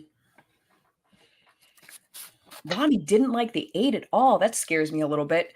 The angle on the 8 here is claimed back into the Delaron barn, which is the barn essentially that he was in for the first 2 starts this year. Only got beat 2.5 at the $4,000 level last time out. Now drops. Frank mentioned the success rates of the 3 horses who have beaten him in his last 3 races. Horses have all been in very good form this year, and he's not facing anything of that kind of quality in here. So we were both pretty high on the 8. I do agree, Dan, that the 6 makes sense to be forward in this spot. Although I think that the 3 gets the lead over him. Timeform thinks the 3 gets the lead over him, and the 3 seems like one who, discounting that last race, is a little more not need the lead because of that last race, but one that's more inclined to be pushed for the lead. And the 8's only bad race on the entire form is that one at Lundberg, or I don't even know what track that is. I think it might be a fair. And it was the only one he was not on Lasix. Mm-hmm. And he was 8th by 17. So put a line through that one. And then every other one, he is in the top 5 on every race. Like he's consistently right there. And the last 3 were against really good horses. Mm-hmm. So I think he definitely has an edge over this field. Yeah, I wholeheartedly agree. Oh yeah, and he's been real hot in the claiming bin. So Gorno actually in Delarone, they claimed him back, and then Nault claimed him, and then actually Delaron, who's also part of the Gorno barn, and somehow, some way, this is their third time with him. They keep claiming him back, so obviously they like him. Exactly. And those were the 2 best races on the form. Why is Stable making me? And Badgery sticks with him, so it can't go wrong there. Mm-hmm. Exactly. There's just a ton, in my opinion, to like about the 8. I completely agree. And like you said, he could be part of the. He should be right near the pace. He's going to be right on the pace or just off from the outside. I think he needs to be. Yeah, I think he'll be close. Let's see if we can check the Stable Duel leaderboard, because Keith says he's in first but can't see the leaderboard. I missed it. I was at a meeting and I got back, then I got your message. So I was trying to get on here and I didn't get my thing in this week. Oh no. And I'd be doing well. I had to pick 3. Right. Yeah. We got Keith each and every stride on top. See, oh, beautiful. Way to go, Keith. Smurf of the Turf, Sean's mom, and Woodville Road Stables, my dad, tied in 18th. There's quite a few in 18th. El Hombre in 25th. Way to go, El Hombre. Hot Rod 42nd. Lots of ties right now. I'm hanging out in 75th. Not looking good for my stable this evening after a couple of good weeks. But the 5 last time helped me out. If I could get 8-2 in here, that wouldn't be bad. Yeah, last week I came in second in all 3 of them on the free and then on the 2 4-hour games, and I had the last 4 winners, and I made a big run last week.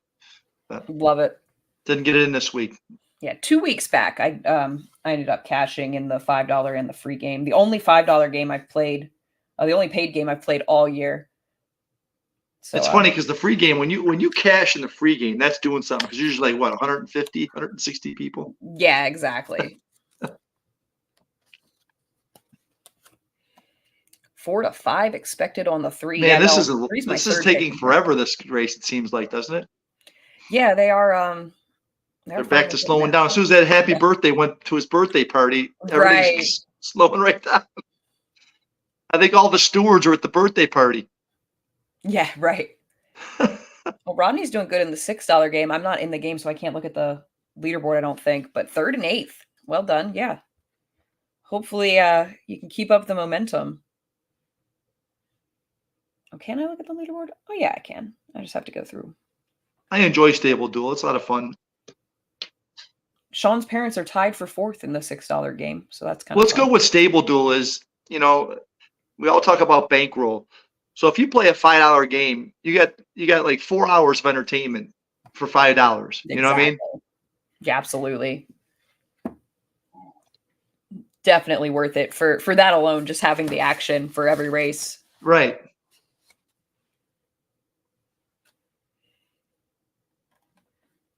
Let's see, what's everybody got? Bobby's got 3-4 with 2-8 exacta box. Scott likes the 2 and the 6. These were actually kind of bigger fields tonight too. Yeah, this has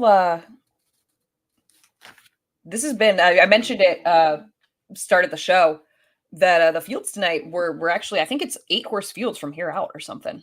Yeah, and you know what? Last week was the same, so this is good. Owners are starting to go over there as well. You're starting to see a lot of Woodbine horses coming over. Mm-hmm. And obviously Fauner Park in Gorno is bringing all horses from there in Delaron. Yeah, and they've gone to, they've cut a day off their schedule, which I think has contributed to the larger fields, is that they're racing 1 fewer day a week. I do like like I said, the primetime racing. I think that more tracks should do it. I like when Churchill does the Friday night under the lights, because people are busy in the day, but at nighttime you can sit around and sit down and, play the horses, have some fun. Yeah, absolutely. All right, so how do we want to bet this race? I'm feeling like we want to key the 8 in some way. Yes, we do. We both think that horse is maybe not a standout, but do we want to box it though? I don't know. I could see the 8 getting beat and running second in here. The problem is the 3 could be the horse to do it, and I don't think I really want to play 3-8. What's that paying? I think we might want to just, I don't know. My choice is maybe just key the 8, but yeah, that's what I would do. And actually 3-8 okay, is still paying $7. Back to fundamentals. Look at the 3. He backs up. He's always losing lengths at the wire. Mm-hmm. Last race, he was 7th by 6. He loses 8 by 8. He was 2nd by half length, 5th by 5th. He was up by 2.5 lengths, lost by a neck. He has yet to finish strong through the wire. Mm-hmm. So I'd hate to throw him on top. And he hasn't been running against that great of fields compared to the 8. So I think we keep the 8 on top and try to beat the favorite. We'll use him for the 3 for second, but that works for me. What happens if it runs 2-8 though? Actually, that's still not even that great. The 2? Yeah, 2-8 is paying 11 for $1 actually. So 8-2 is 10. 8-3 is $8 for $1. So we just key the 8 on top of the 2-3. Do we just 2-3? Do we include the 4 in there maybe? I like 2-3, 8 with a 2-3-4. All right.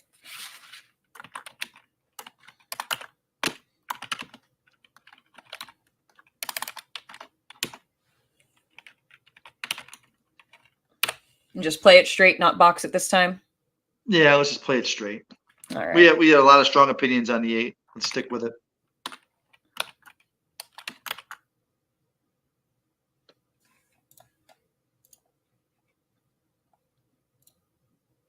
I think in the long run, when you do that, there's going to be times when, okay, yeah, it comes in 3-8.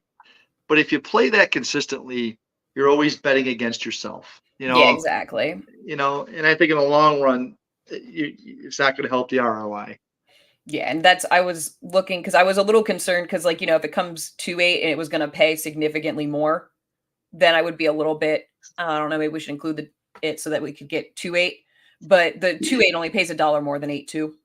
Yeah, okay, So no. I'm not worried about If it. it paid $10 more, then that'd be worth it. Exactly. Okay, let's throw $1 exact to 2-8. Exactly. But it's not worth it with that kind of difference. So let's do it for $2. It'll be a $6 wager. I like that.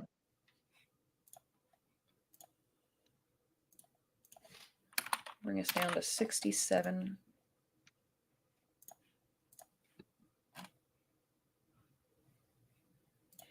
Scott likes the 2 in here, and yeah, the 2 makes a lot of sense to me as well. I think personally, I'm just gonna do $1 exacta box 2-8. Just $2, 2-8.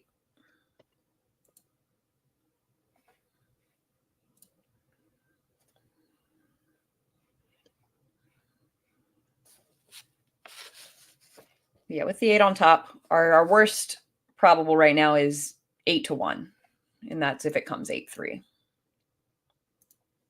18-1 if it comes 8-4. So that's what we're really hoping for. And Kurt likes the 4 in here.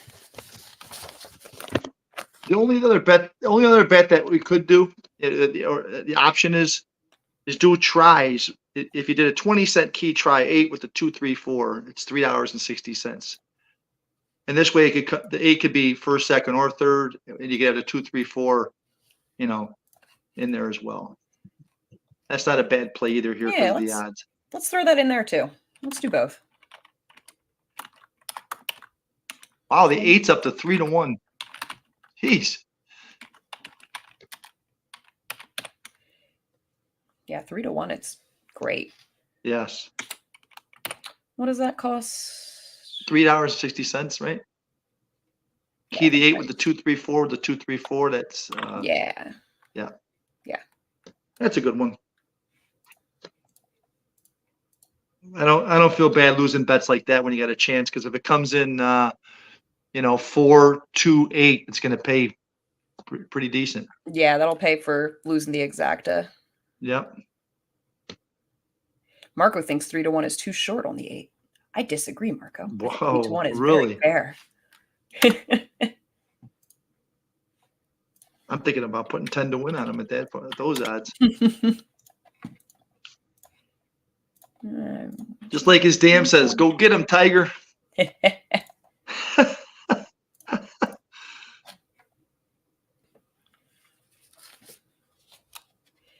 Marco thinks it's 1-2-3.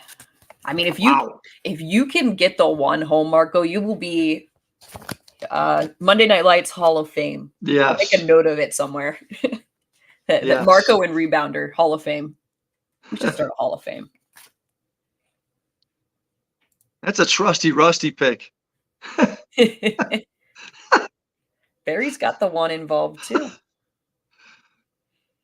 Yeah, I just can't see this horse.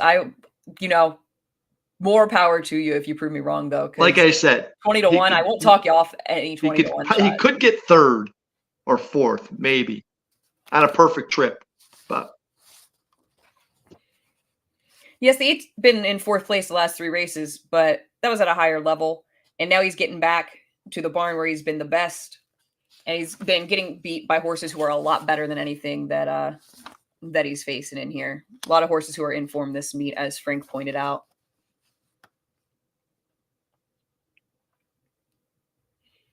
So I think the 8. And if you look at last year, he had a few good races at Assiniboia, but he was running before that at CPW. I'm not even sure what track that is. But he had 3 races before he raced at Assiniboia, and he ran those pretty well. This year, he's laid off since September with no races in between. So on that angle alone, with the trainer change to Norbert Kashan, owner trainer, that's the big. I'm gonna pass. One there I'm gonna fade him there for me with the 1. And yeah, I don't remember. Chippewa Downs is CPW. Chippewa Dallas. Never. That's a first. Chippewa Downs. Oh, Chippewa Downs. Downs, yeah. In Dallas? No, in North Dakota. Oh, wow. And they don't have a slow track or a good track. They have a heavy track. See that? Mm-hmm. They don't have sloppy or muddy. They just call it heavy. Yeah, we both liked the 2. 2's coming in form at the level, and has a little bit of early foot. So we both liked the 2 in second in here. And if you look, they've had Whitehall, Badri, now they have Binos. So the connections like the horse. They're putting the top jockeys on him. So they think he's live. That's another angle you look at sometimes. You know, if they're switching jockeys and they're always the top jockeys, then Chippewa Downs is Neil's home court track.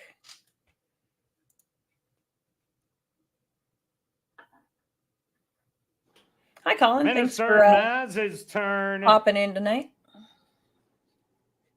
Here comes Drizzy. Just 2 left to load.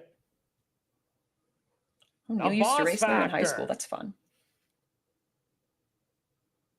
Now just waiting on You're on the Money. Best of luck, everybody.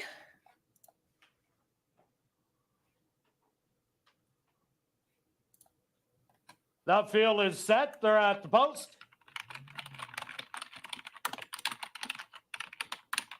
And they're off. From the middle, that's going to be Goldenite and Drizzy. The first 2 to show some early speed on the inside, Herbie.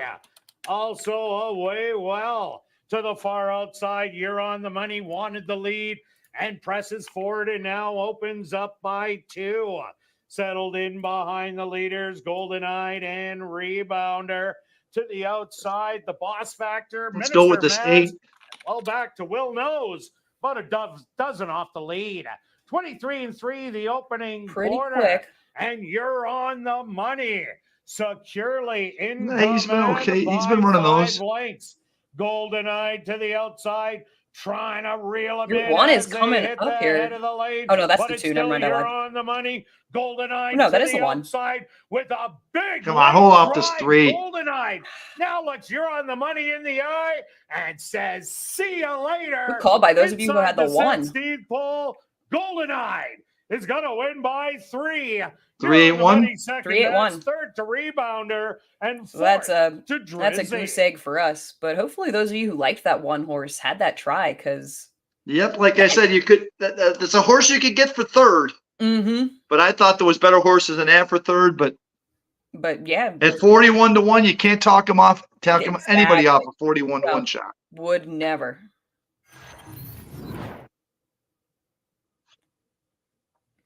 But yep, the 3 on the larger drop got the job done. And they kind of got like opposite trips of what I thought they would get. Right, exactly. I thought the 3 would go. Number 3, Goldeneye as your race winner. Second goes to number 8. That's kind of what made the difference. Money. Third to number 1, Rebounder, and fourth to number 6, Drizzy.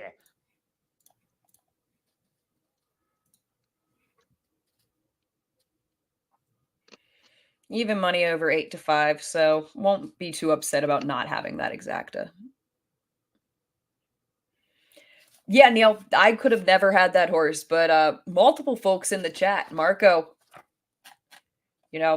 horse didn't win, but at 40-1, getting that horse in third, great pick, because I could have never had that horse.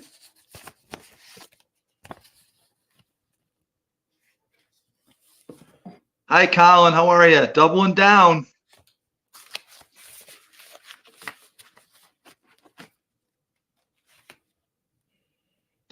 Yeah, the Herbie didn't show at all, did he? No, nothing from that horse at all.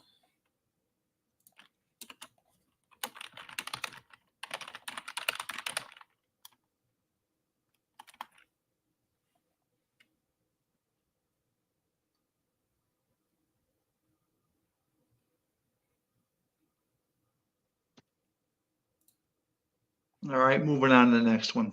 Yeah. This was the toughest race on the card. I have zero opinion in this race. Coming up Let's here. see what I come up here with. I think I liked 5 of the 8 horses. I thought 5 of them had a good shot to win. And I could make a case for the others. But this was a tough race for me. I did like the 8 on top. That was the one opinion I had, is that I liked Can You Hear Me Now the most. But the 5th was a absolute difficult race for me. I come up with the 2. That makes sense, yeah. That was one of my 5. 2, 4, 8, 7 are my horses that I wrote down earlier. Yeah, those were my top 4. And then I also kept coming back and looking at the 6. Not necessarily as a win contender, but going back to Voodoo, who has not been doing well this year, but does have history with this horse doing well and hasn't been running horrifically. Was only beaten a length and a quarter by the 8 last time out. Kind of seems like he might be rounded back into form. Again, not a horse that I would say is, oh, this is a horse you got to include on top. But a horse that I think I ended up throwing him into my stable duel. Yeah, I ended up throwing him into my stable duel just to see as a 20-1, $250 horse that I thought could run 4th or 5th in here, which is kind of just what he's been doing all season at the level. I've been following this horse really slow, because I think 3 or 4 weeks ago on the show, I was just laughing at the horse when he called me out of the gate really slow, and the name caught my eye. Right. And he ran 2 really good races in the mud and on a wet track.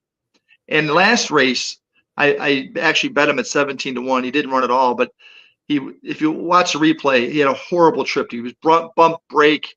He got bobbled to start. He went 6 or 7 wide, and he ran an even race from there. So I threw him in. I like what I saw the 2 races before. At 8-1, I think he's a good stable dual pick, and I think he has a shot to hit the board. I'm not necessarily think he might win, but he has a shot. He's been in the Jared Brown stables, Gittins. Now Delaron has him. I think he has a shot to hit the board. I agree. I also, probably can't see it, but I wrote toss last was my note on this horse. Yep. And if you do that, the horse makes tons of sense. Absolutely, as a contender in here. Yeah, I think I was 8, 7, 4, 2, 6, where it's kind of roughly the order. 2 also consistent horse is kind of, that's just it. Consistent horse dropping after a race that he was actually favored in, and I don't necessarily like horses that ran that badly as the favorite, and now they're dropping. But if he runs back to that race 2, 3 back, and maybe the race was just too short for him last time, and he's going to do better on the stretch. I like Stormcat horses. I think that's a good line. Mm-hmm. Yeah, absolutely. And then the 7 was not my second pick, because he's coming out of that drop a caribou race, and I don't. Yeah. I circled a bunch of horses, and then I wrote 8. I usually write them in the order I like them, and I did not for this race. I think because I liked the 8, and then I couldn't decide how I liked them underneath. I do like the 8 as well. Can you hear me now? He's Really, class horse. He was running for optional claim. He was in high claimers at Woodbine. He's come over here. He ran against that Victory. He was running against Victory Line and more Outlaw, which is a tough 5,000. Those are tough. Some of the better $5,000 claimers. In his last 3 races, he's hit the board. And now he's back into 3 again. I think he's got a good shot here. Yeah, I agree. Bino stuck with him every time. Mm-hmm. The Fashion horse. And the Wildcat. Is Fashion, that name actually rings a bell for me. Why is that? Let's find out.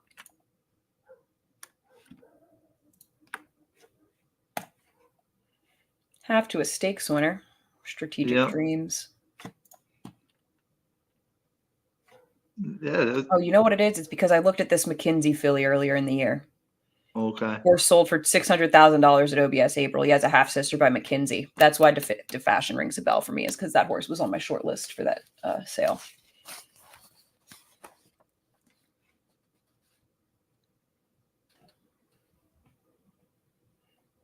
I love looking back at the bloodlines as well, Jess. You do a great job with that, but I think it's huge.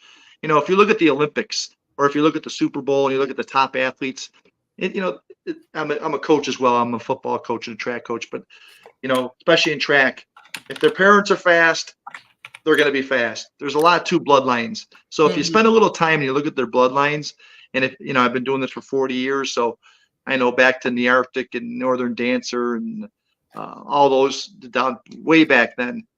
So if you see some great bloodlines, there's talent there.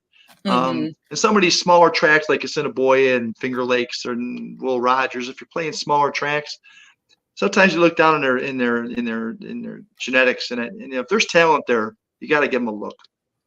Yeah, exactly, absolutely. And I mean, speaking of on the other end of the spectrum, where pedigree doesn't mean anything, if you take a look at the 6, you notice that damn Silver Colors. That's a daughter of Kentucky Derby winner Winning Colors. You'll notice that this horse sold for $800,000 back in 2018, but has managed to make $61,000 and is now hanging out here at the $3,000 level at Assiniboia Downs. So not always everything, but still fun to take a look at. And that was out of Mr. Greeley and Winning Colors together. 2 good horses. Yeah. And you got Silver Colors. Yep, that's true. But to be fair, look where Silver Colors ran. Great Britain on the turf. So, maybe if they tried that horse on the dirt, he might have been good. You know what I mean? Yeah. Because there's no turf in Mr. Greeley or Winning Colors. Yet they put him, they took him over to Europe and they ran him on the turf in Europe, on the soft turf. So maybe Silver Colors on the dirt might have been the champion. And I mean, she's actually the dam of a Grade 1 winner, Eskimo Kisses, who won the Alabama in 2018. So she's been a good broodmare, but that cross with Empire Maker that got you a Silver Maker, certainly not worth the $800,000 that they paid for him as a yearling.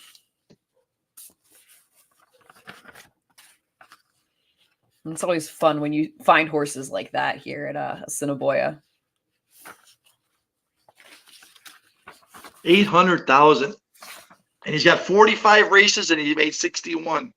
Yeah, not what they were expecting, I'm sure. Hopefully they made some on the. I think that might have been. That's a pinhook too, isn't it? Because he was 85,000, and then he was sold for 800,000, right? Would that be one of those pinhook deals? Probably. Let me pull that up. For those of you who don't know, there's a business inside the business. So, you got the betting and the pari-mutuel wagering, but then there's a lot of people who will buy a horse like Silver Maker, and they bought him as a yearling for 85,000. So then they trained him and they worked him and they showed him, and then they pinhooked, sold him for 800,000. So they bought him for 85, and then somebody paid 800,000 for him as a 2-year-old. And obviously they lost out on that one because he's only made 61,000 since then. Yeah, that's not what happened with this horse though. The 85,000 was the stud fee. Okay. Empire Maker at the time, Silver Maker was conceived. He was just purchased by Rapoli and St. Elias for 800,000 as a yearling. That was the only sale the horse ever went through. And it looks like they gave up on him pretty quick. How about that though? They paid 800,000. He's in the 3,000 claimer. Yeah, just not what Mike Rapoli was hoping for. So if you look back and you go to all lines, show all lines, and you scroll down, that must have been a Pletcher horse then, correct? Yes. Yeah, I don't have the full thing. I just have. Yep. Rapoli and Pletcher. He was 7th. He ran 7th by 16th, 5th by 16th, and then he went to as a maiden special weight at Gulfstream. Then he went to maiden 12 claimer and got claimed out of there off of Pletcher. That's after 2 races, they knew what they had, and they knew they didn't want him. Yep. Definitely worth more than about that $12,000 that he got claimed for there. And being on the owner side of things, that's what they do. You know, you don't want to keep paying for feed and you're putting a lot of money into that horse. You just put him in there, get him claimed. Write the loss off. Yep. Which is why a guy like Rapoli is in the business anyway. Not that he doesn't. He can afford that. But the tax write-offs are nice. So how do we want to bet this race? It's a wide open race. You got a 3-1 favorite. And that's the 7 who has a shot in here, but not sure is my top pick by any means. Again, coming out of that Drop a Caribou race. In a race like this, you'd probably try to find the most consistent horse and key around him, I would think, with the other 3. Mm-hmm.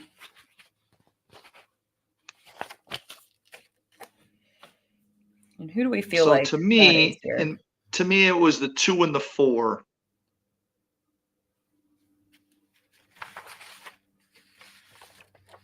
But now, obviously the 8 as well. So I just got to figure out which one we'd key. Who's going to get the best trip out of it. Then you got to go to trip handicapping and see who will get the best trip out of those 3. Yeah, there doesn't seem to be a ton of speed in here. No, so the 8 could get some. If the 8 leaves, he's going to get position. Yeah, I think the 2's a little quicker. Yep. Was back in 6th last time. If you go to time form, it's probably going to be 2-8. Yeah, time form has 2 as the fastest and 3 as the second fastest. 3's adding blinkers and has the weight break with the bug jockey. Yep, So I'd be surprised to see that 3 horse get out and push for the lead. Not a horse I'm worried about doing more than. No, the 7 furlongs is too much for him. Way too much for him. But we'll probably be coming out with the intent of getting the lead, you'd think, with the 3. So I can see it being 2-3 battling together, 8 sitting in the hole. Yeah. Yeah, I mean, the 8's coming in off 3 on the board finishes. And he does have some tactical speed. Yeah, absolutely. Yeah, absolutely. That horse can. And Bino will find a good spot for him. And he's the class horse. So yeah, the key might be the 8, just on a trip. I agree that the 8 is because the 2 is going to battle the 3, which could hurt him a little bit. Mm-hmm. Yeah, the 2 has the ability to pass horses a little bit. But if he does get caught up with that 3, who is not, you look at those 5 furlong races, he's not that quick. But if you look at his 7 furlong races, he tends to be pretty close. Right. And the fact that they are putting the apprentice jockey on just kind of makes you think that might be where they're. And if you look, the blinkers is nothing new. Yeah, it's new for today, but he only had no blinkers last race, and he actually showed speed. Yeah, it was an experiment. But the races before that, he had blinkers, so it's not going to make a huge difference. Yeah, no, it's going to make a difference in the pace. It's going to make a difference in the pace of the race, but I'm not going to say it's going to make a difference to make this horse a better horse. Yeah, no, the horse is gonna probably be a little bit of cheap speed that might soften up the 2 a little bit. Yep. And look at the jockey on Paris, 0 for 24. Yeah, just hasn't. But so really they're going to leave. She's yet. going to give her best shot and leave. That's the connections are probably telling her to do, which is going to take some out of the 2. Yeah, exactly. So this could be set up for the 8 and really slow. Yeah. If he starts off really slow, he may run up really fast. Yeah, and really slow. Those 2 races over the off track was tactical in those races. So I think if he gets out of the gate, the 4 has a little bit of He had a horrible, like you said, toss that last one. The other 2 before that, he was out of the gate. Mm-hmm. And those were the 2 races. But he has a tendency to bobble out of the start. So there's 1, 2, 3. 3. There's only 3 races on the form that show a rough start. So yeah, do we want to do and you got Chow this time too. Chow, that's a big upgrade. Mm-hmm. Yeah, this year Chow and Bell are pretty similar. Chow's 9%, Bell's 10% on But he's better than that. He's got to start. I think he's about due to start turning it up a little bit. Mm-hmm. So let's see. Do we want to try a try in here? Yeah. It seems like a good yeah, the odds are good for that one on here. I think there's a lot of value here. Every try is going to pay decent. Exactly. And a big field like this too at Assiniboia. My instinct first off would be key the 8 with the 2, 4, 7 in the try. Yep. Although I think the 6 could run third. I just don't know that it's worth paying to use that horse. The only way it is, Jess, if you're really solid, okay, let's say we're solid on the 8. So if you went 8 with the 2, 4 with like the 2, 4, 7, I don't know, 3, you know what I'm saying? Mm-hmm. That saves your ticket a little bit instead of using all of them. Mm-hmm. That's the other way to save a little bit on the bankroll, or you just leave, or you just do the normal key box. Yeah, I think we just key box. Yep.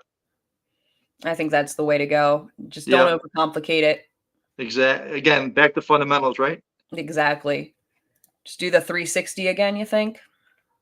We haven't necessarily been great with our this is a tough race to go any deeper on in this one. Yeah.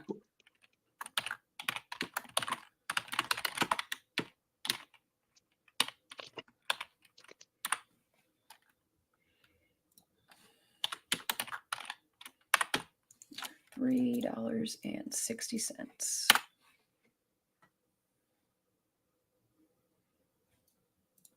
And I'm going to play an 8. I'm going to play 8-4 exact myself. I like that. Yeah, and I think I agree, Rodney, that on the front end, the 2 and the 8 are the 2 that make the most sense. The race will set up for the 8 and the 4, I believe. Mm-hmm.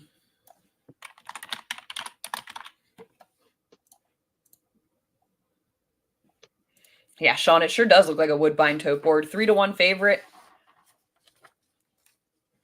You got 5 of the 8 under double digits. This is one of those races. I want to take a quick look at the show pool. Yeah, my 6 is the longest shot in the show pool. This is one of those situations where I'll just throw a $2 show bet on the 6. Sean, I agree with you on really slow. We've been following that horse, I tell you. I'm not sure he could beat the 8, but he's going to be there somewhere. Yeah, if he gets out of the gate, that's a horse to keep an eye on. That's a great stable duel pick right there. Mm-hmm. Yeah, absolutely. I really need the 8 here for my stable duel after Herbie didn't do anything for me last time. Meanwhile, Sean's parents are still tied, now in 3rd. Smurf of the Turf and Papa's picks.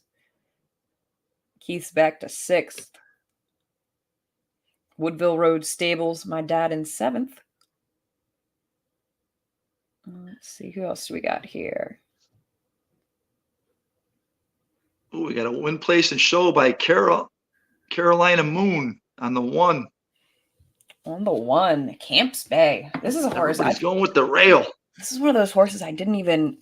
Let me take a look now here, because yeah, the switch to Baudry is really interesting. I see that is interesting there. A horse that really hasn't done a whole lot, but has been third at the $4,000 level now coming back. This is an angle that I do like a little bit sometimes. A horse coming to Assiniboia trying to find their level at Assiniboia. So the horse was doing nothing though at a $2,500 level at Fawner. So that's where I don't need this horse this time. Got a couple of decent works back in June though, right when he got to Assiniboia. So he doesn't mind the track. Has been third in both starts this year at the track. Really slow beats him every time. Yeah, it gets beat every time by really slow. Even got beat by Silver Maker last year. Yeah. Back when Silver Maker was. And he's on the rail. Like I said, I can't talk you off of him for third. I just can't see him being first or second. Tim says, bet your 401k at the 7 flat at 3-1. Tim loves the 7. Hi, Tim. Coming out of that drop a caribou race, Tim. I mean, the 1 did get third in that last race coming out of the drop a caribou race, but maybe I'm letting my myself get clouded by not liking the drop a caribou race. The horse did run second in there at this He level. is consistent, but the drop of caribou races I can't get past. Yeah, I mean, and to be fair, he won for 5-2 back. Yep. Does have 2 wins at the distance. I get it. I mean, the horse was one of the ones I think has a shot in here, one of my top 4, but I don't think you stake your 401k on him type of horse. But absolutely respect. But the way, Tim's opinion on Jess, that, the way Tim's been betting, we might have to follow that. That's what I'm saying. Tim's been on fire at Assiniboia this year, so now I'm scared. I had 2-4-8-7. I got him in there underneath, but yeah, I'm 8-2-4-7. But yeah, I wrote that was my initial 2-4-8, but the more I looked at it, I think the 8's going to get the trip. The 8's going to definitely get a better trip than the 2. Yeah, that's what I'm hoping at least. It's post time. All right. Well, that's if the 3 goes. If the 3 doesn't leave, the 2 could wire the field, I think. Yeah, that's very much on the projection that the assumption that because the 3 is getting the bug boy that he's going to go out of there. And also the 3 does consistently show speed in the 7 furlong races, but yeah. I still think the 8 can beat the 2 regardless of what happens. Yeah, the 8 was always my top pick in here. The first so one into the starting gate. Not gonna change my mind now. Nope. Here comes the lukewarm favorite at 5-2. Arcadian Storm. Really? Although that Will is Chill race is a huge race. That horse came back and won by 6 the next time after. Himmelstein will be next. And the 2 is taking a little drop. Yeah. I like the 2 just behind the 8 in here, but Next up, really slow. I just again that's a trip thing. I think the 8's going to get a better trip, but we'll see. Celerity set to go in.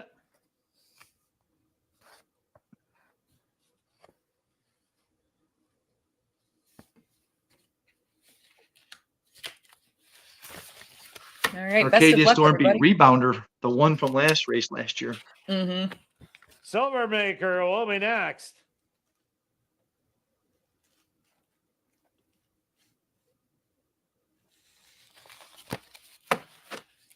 The more I look at this 2, I think a cold 2-8 exacta, but we'll see now. But this is always late. You can't change your mind now. Just 2 left to load. That's what's fun about this game. 2-8 exact is paying $20. Wow. 8-2 pays $18. That's like a just box. Yeah, those. that's good. That's good. I'm gonna There's throw a value all over $2 the place in box. this race. 8-2.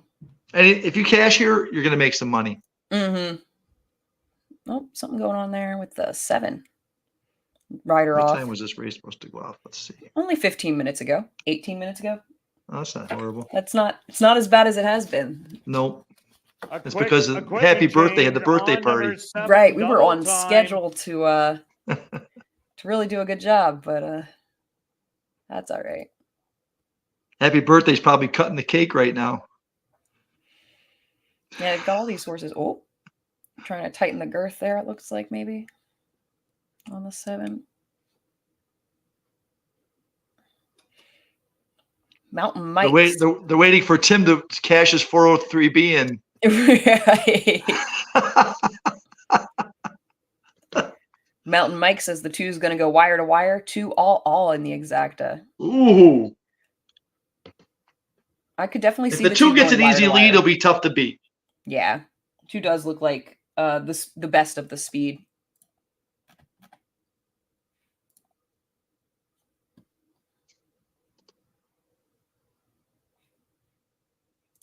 They're still working on the 7. Yeah, not sure what's going on there. He said an equipment change or equipment adjustment. Not sure what they got going on there. Sometimes the saddle slip the jockey doesn't like after the warm-up. A little late for that, though. They've been on the track for a while. It looks like a saddle adjustment. Can you hear me now? Now going in. I'm going to go ahead and put the 8 in, though, so it can't be that they're expecting it to take much longer. 2's restless in the gate. Arcadian Storm, a little fractious in the gate. They're all fractious. They're waiting for the 7. Yeah. Don't you hate when they're all in and the starter just waits and waits and waits and they start getting jumpy and then they all get jumpy like a kindergarten class? Yup. Exactly. They're feeding off each other. Just press the button when they're in their set. Will be the last to load. Especially with the 2-year-olds. Oh, yeah. Don't leave them in there. They get claustrophobic. Mm-hmm. All right. Jockey back on the 2. They're at the post. Look how far out wide they are. Right. Oh, 7 is still being bratty. Oh, and 3 went to his knees. Well, the 2 just darted inside. Oh, my goodness. He went to his knees at the break. Arcadian Storm quickly goes out. The 2 could be tough here. The early lead by half a length. That's 2-8, right? Can you hear me now? That's what we thought. The 3 didn't leave. Yeah, 3 stumbled out of there. Back in third, Himmelstein. So it's 2-8-3 right here. That's kind of what we figured. Another length to but the 8, I didn't think the 8 would go after the 2 this hard. Yeah, no, I kind of thought the 8 would on the rail. be content That's to going stop. to be really slow, and then 3 back to Camps Bay, and the trailer will be Celerity. Arcadian Storm. Jockey on the 8 looking back already? Leader. And I don't know if the 8 sat back. He's going to make another run or just got wore out, but we'll see here. Second. 5 more back to double time. Sitting in here comes really slow. Really slow has moved up smartly. Then Himmelstein. Yeah, 8's out of gas, I think. Yeah, 8. I don't know what. Who's on the 8? That was. Why would he battle him like that? They hit the head of the That was Bino. Arcadian Storm. All right, 8. Hold third, and we're still doing all right. One. Double time coming with a late run on the inside. It's Arcadian Storm. Double time. And can you hear me now? Arcadian Storm. He's re-rallying. 5 is going to mess up our try late. 2-7-8. I think it was 2-7-8. Storm with the win. We got it. I think it was 2-7-8. The 5 was rolling late though. Time. And can you hear me now? And we have 2-7-8, right? We had 2-7-8 because we just keyed the 8 in the try with the 2-4-7.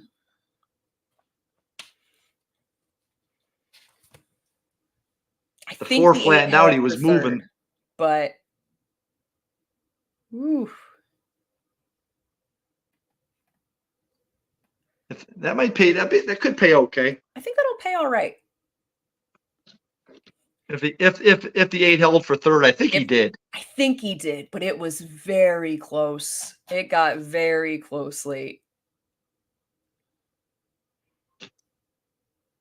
Oh, I don't think the 8 got second though, Rodney. It's a question of whether he got third. Yeah. Very odd ride from the 8, Scott. Terrible ride. I don't know what he was thinking going after that horse. These jockeys got to read the form. There's no sense battling that too. And he came anyway. And he came back. Your unofficial winner of photograph. You'd think that if he just saved the horse and made one run. If he just stayed where he was, he'd have been fine. Because the 7 would have went after him. Somebody else would have went after him. Yeah. The fact that the 3 went down stumbled. Yep. At the start. I think the 2 cut off the 1, but he was clear, but he went straight to the rail. Yeah, no, absolutely. Just caught a flyer and went with it. And yeah, the fact that the photos for place. So you gotta have a photo for place and for show here, I think. Yeah, I think so.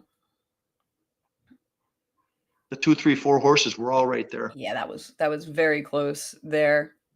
Also, hi Thaddy. That's a name I haven't seen in the chat before. Thanks for joining us on a Monday.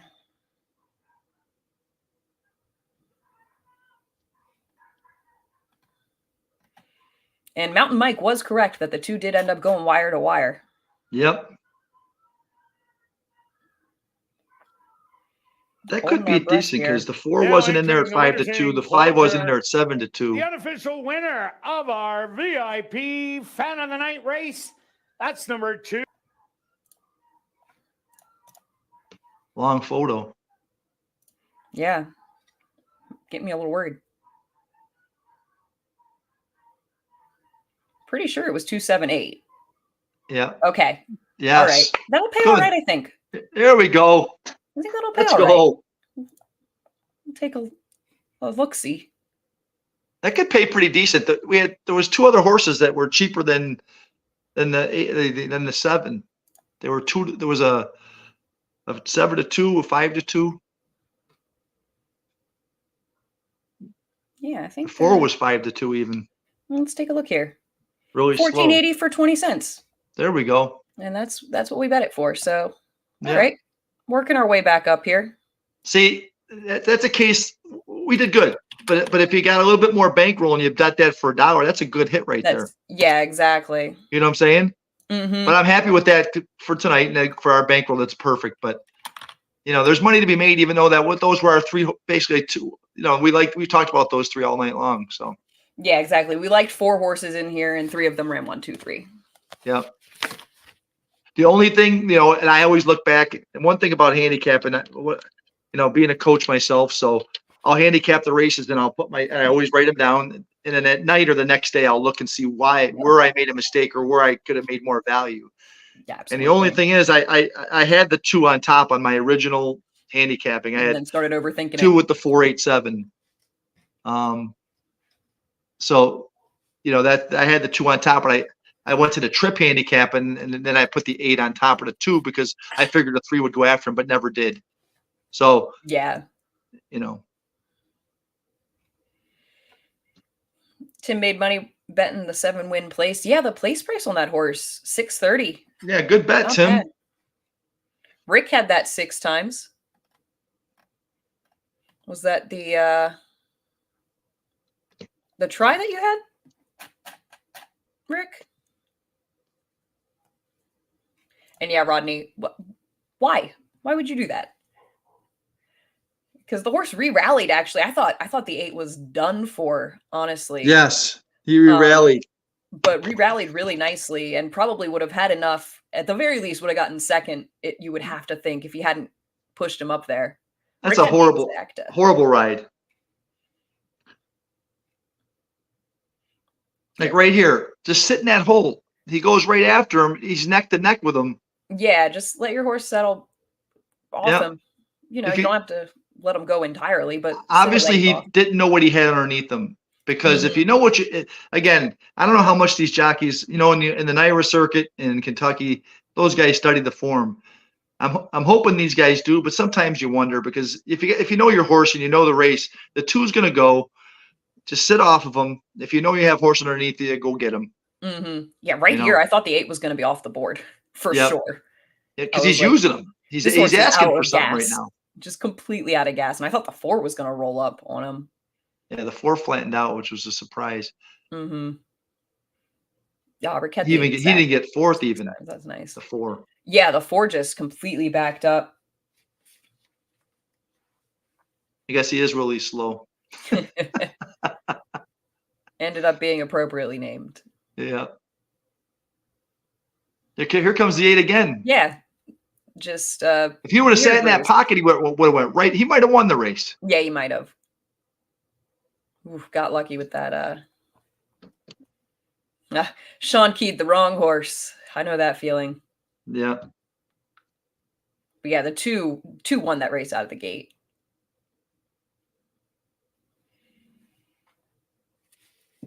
But all right. See, that's the superfecta I was talking about, like a little earlier, about different kinds of bets. So if we like the 2 and we keyed the 2, if you went with the 2 with the 7-8, with the 7-8-4, with all, or with a couple more, because you could have tossed a couple of those, it paid $38 for 20 cents. Mm-hmm.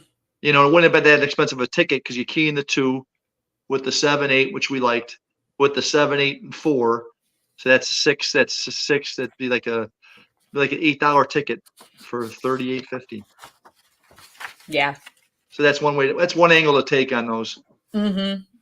And in races like that, where they look really wide open on paper, if you have your opinion, you're gonna get paid for it. Yep. All right, moving on to the next race. Yeah, let's take a look at this one. I liked the 5 on top in here. Thought that the horse made a lot of sense coming into the Michael Nault barn, getting claimed off of Delarond. Nault's 3 for 9 first off the claim. Horse is sticking at the $10,000 level. Last race wasn't quite as good, but was chasing Russian Pearl, who's in good form this year. So, and before that, already has 2 wins at the meet and a second place finish by a head. So I liked the 5 over the 7, who the 7 is the one who's getting play now. Coming out of a stakes race where she was beaten 9 lengths, but then you go back and she beat Dazzling Gold, who was second in the race that JJ's American Diva just finished 4th in. So makes sense that the horse is getting played a little bit more, although JJ's American Diva beat Sherlin Go-Go 3 back. Yep. So a little bit of a back and forth there of who's going to run the best race today. And then I thought the 6 was the horse to put in 3rd. Really likes the distance, but got beat by the 5 last time she ran this far. So I was 5, 7, 6 in here. Yeah. How did you see this one? I like that one. I like that. I had 7 over to 6, 3, 5. That's what I had. So it's very similar. Yeah. And the reason I went with the 7 is coming off the layoff, they had front wraps on the horse. Only 2 times in his career they put front wraps out. He didn't run great. So on May 20th and June 3rd, front wraps, and then they took the wraps off and then won the race in an obstacle claiming 10. Then they put him in a Canadian $51,000 stake with Spittin' Kitten and Damn the Torpedoes, which is these horses would be 1 to 9 in this race. Yeah. And he ran evenly. So I think this horse is due. I think it's his turn right now. Looking back last year, he was at Santa Anita for 20,000. He ran against Gypsy Lynn and Crimson Rose, Noki. Oh, that was actually earlier this year. So he's definitely the class of the field. And the only 2 bad races were with the front wraps on. Yeah. So I think to me, I think he's the best horse to race. But he was with the Mike Maker barn, and he was highly thought of. But Yeah, I like the other 3 that we talked about as well. Yeah, I mean, this horse got beat by Money's Gold last year. So right. That's the kind of class. I mean, yeah, and look at that race. But they went 21, 44, 108, 120 for 7 furlongs. Yeah. That was the race. That was the race, I think, where Money's Gold kind of stamped herself as Money's Gold. Where everyone's like, wow, this is a good horse. I mean, Sherlin Go-Go got beat 23.5 lengths by her, but was in the race. Right. You got to put a line through that one. Yeah. But then again, at Del Mar, the turf with Luminefris and Heaven's Angel and Free and Humble, I mean, he ran a decent race for 80,000. I mean, he's the class of the race. Yeah. I don't like what happened last race. That's the only thing I didn't like is how he ran. But again, that's a Canadian $51,000 stake against Spittin' Kitten and Damn the Torpedoes. Exactly. So he's ran against some really, really good horses. Yeah. And here's the way I look at it. You know, the horses are smart animals. We all know that. But when that horse is running against all those horses and he gets into a race with this level of horses, he's going to look around and say, really? I mean, he does, you know, I think he's the class of the field, and I think I'm going to use him on top. But I don't like the 7 to 5. Everybody else thinks the same way. Mm-hmm. Marv's singling the 6 in here, looking for that Whitehall special. Yeah, Dixie Mo's a great horse. I mean, he's been running great. Antonio Whitehall, Rick Wise. Rick Wise is 50% wins, 46%. Antonio, you can't go wrong there. So I'm not saying this is an easy field for the 7. He's ran against tough horses, but this 6 horse, Dixie Mo, is in good form right now. Yeah, it does look like, and as the board shows, the 5, 6, and 7 seem like the 3 horses in here. You did mention the 3 as well. Horse who does have a work since that last race, which is always a little bit interesting. Let's see how I like the 3 here. Coming out of that same race that JJ's He's got good works, and again, he's got some pretty good company as well. You know, last year in Assiniboia, he won in the matron 40,000. He won by 9 with Carino on him. I mean, it's a good horse as well. And at 12 to 1, you got to use him. I'm not saying he could win, but he was 3rd by a length behind JJ's America's Diva and Dixie Mo 2 times ago, and he was 4 wide in the first turn. So, and he could be a little bit of a pace presence too. So I think he could be there. Yeah, did get beat pretty significantly by JJ's American Diva last time out. Yeah. Got beat by, what's that, 4 3/4 difference between. Who was that? The 3? There. Yeah, the 3 got beat by the 5 by 4 3/4 lengths. When was this one? July 8th. JJ's American Diva was 4th, beaten a length and a quarter. Spun Line was 5th, beaten 6th. Yeah. In that same race. And it's interesting because Spun Line's best races have come at a mile or more. So you'd kind of would have thought that at the 7.5, she would have done better than the 7 furlongs, but she definitely ran a lot better in that 7 furlong race where she was only beaten a length and a half by JJ's American Diva. I don't think there's an excuse for that one. Oh, well, here it is. If you look closely into that July 8th race, and we should probably put that up on the screen here. Yeah, I can pull it up. They went 25. They almost went 26, 51, 115. Like they were crawling. Really slow, and JJ. So he had no chance to come off the pace in that race. Great point. Yeah, here, I'll pull that race up real quick. I think Russian Pearl. Let me just look at it here. I'll share this. Yeah, Dazzling Gold and Russian Pearl jogged around the track. In those fractions, there was nobody catching them. From the inside, Dazzling Gold and so this is the that July 8th race. Yep. That the 1, 3, and 5 are all coming out of. And it's going to be packed 3 wide into the first turn. Settled right in behind. Catch the Dream. Right there, Russian Gold got the lead and just goes to a crawl. Mm-hmm. And that's JJ's American Diva on the outside. On the front through the opening quarter of 25 and 4. It's JJ's American Diva. Now a neck in front. Russian Pearl to the inside. Meanwhile, Spun Line's the 4 horse in this race. So talk about how jockeys make a difference in a race. That we were talking about that last week. Like the 5 JJ's American Dream. What is he doing going against Russian Pearl? Although it was a slow 26, so I could see it. But yeah, I think that's why you could just tell they were going way too slow.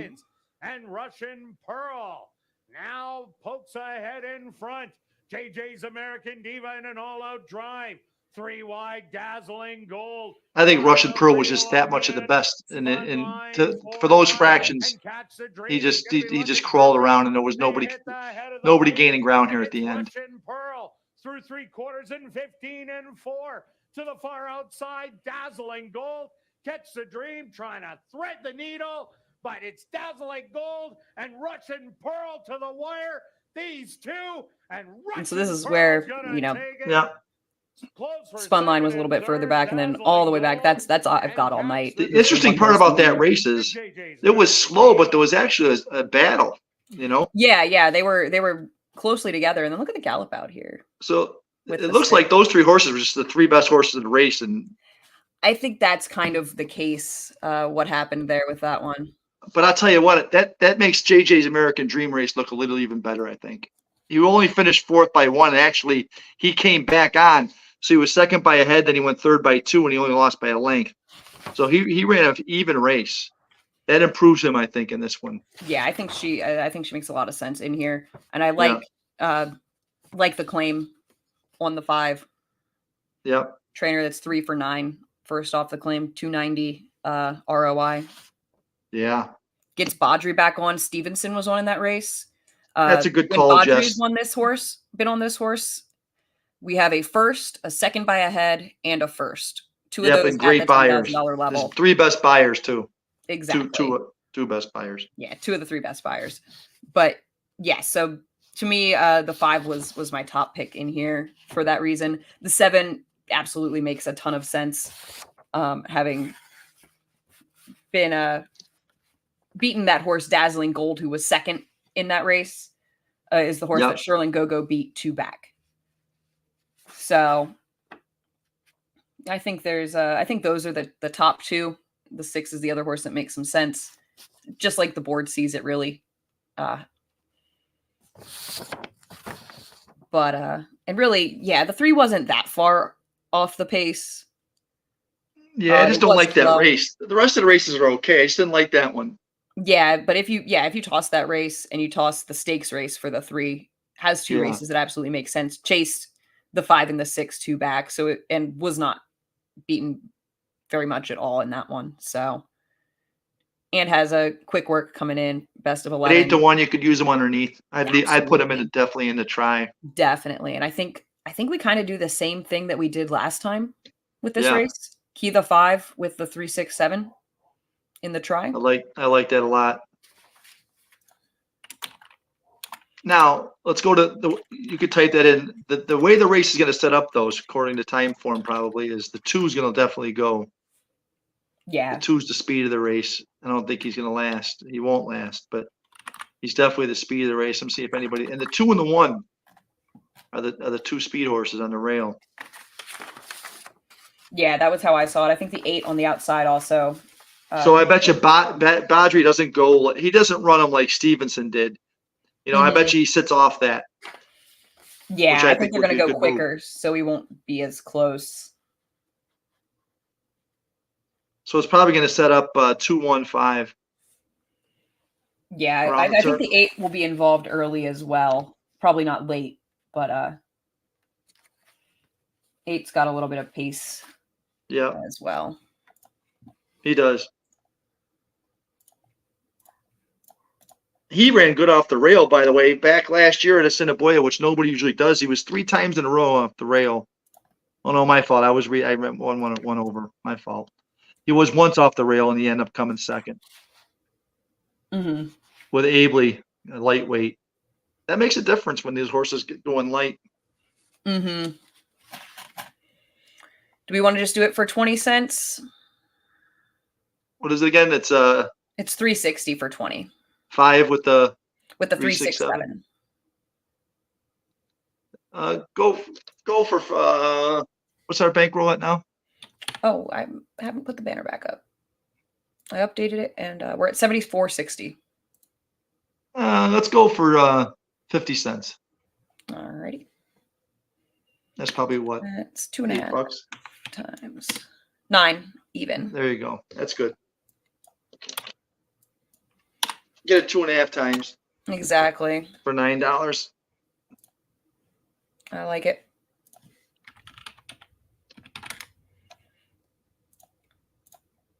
Update that. Remember to put it back this time. There we go. Yeah, this 2 is definitely going to have the speed. Yeah. I think she absolutely. But I'm hoping somebody goes after her so she doesn't catch 3rd, but I don't think so. She backs up quite a bit. Mm-hmm. And yeah, against this level, You know, if this was a $4,000 or $5,000 race, Right. two's very interesting. But at the $10,000 level, yeah, I don't know. I mean, does have an excuse for that last race because she stumbled at the start and then rushed up. But I don't think it was enough of an excuse to make that much of a difference. Okay. But you know, this is crazy how when you look at the form and the more stuff that pops out you, she's got nights on them with 8, you know, weight allowance too. Yeah. You know what? Might be worth $2 to show. Was beaten 5 1/4 by Dixie Moe the one time that she ran 7 at the distance at the level last year. Yeah. Then kind I of don't think dropped she could down, last. found- The only way she lasts is nobody goes after her. Yeah, At what's seven, the at 7 furlongs. So at 5 and 5.5, she's there. At 6, she loses 10 lengths in the stretch. 7 furlongs, she loses 6 lengths in the stretch. 6 furlongs, she loses 7 lengths in the stretch. You know, I don't think she finishes. If she finishes here, there's a chance she gets third, but I think these horses are better. Yeah, I agree with you. Thaddy does like the 7 to win place. Bobby's going 2, 3, 5 in an exacta box. Tim's got a 7-8 double and says the 8 is the best bet of the night in the next race. She's my priority. Of course, I did like in there, but wasn't my top pick. So definitely anyone paying attention who follows us on a weekly basis knows that Doubling Tim knows down. what he's talking Colin. about here. So Colin's in the chat, doubling down. is he? I missed him. I didn't see him. I like the 8 next race too. I got him on top. Fatty likes the 2 here. So we'll see if maybe that little bit of stretch out of distance helps, or maybe that stumble at the break last time was enough of an excuse. But I'm willing to leave her off personally. We have the same angle on the 8 as we have here. Michael Nutt claimed off of Delarond and Badri on the 8. Yeah, so we'll see. Could be a good little litmus That test. might be a good double then. Double that up. You know, Who was it in this race? It was the 5. Do like a $2 double. Yeah, $2 double. The Michael Nutt double. 5 to 8. Sleepy time double. Yeah. We'll throw $2 on that. It's the same angle. Claim for 3, Exactly. Michael Nutt, Badri off of Delarond. If Nault has a good late double, then we'll have a good late double. And she's my priority, is always grinding. She's always gaining ground at the wire. Mm-hmm. And I think that's another one where she's stretching out. Yeah, back to up to 7. She's got a bullet work. That's a good horse. That horse Mhm. looks solid next race.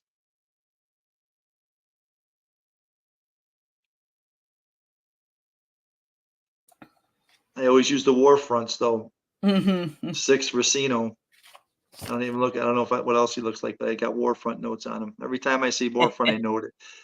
One tip you should always put in your notes and formulator: if you see war front, write it down. They always run. Oh, we got a Mucho Macho Man next race too. Don't see a whole lot of them. No, especially at Assiniboia. Yeah. Florida Stallion. All right, let's go with this race here. I love the angle on this 5 after that trip he had last time. And I think you're going to get a better ride from Badri. Yeah, switching to Badri. Back to Badri, who's really done Vicar. well. Is with that a her, so- Vicar? Yeah, that's another name you don't see very often. No. Sparkling Silver, the first one into the starting gate. Won the Florida Derby, Vicar. Front gates are open for Spunline. 1999. The next to go in.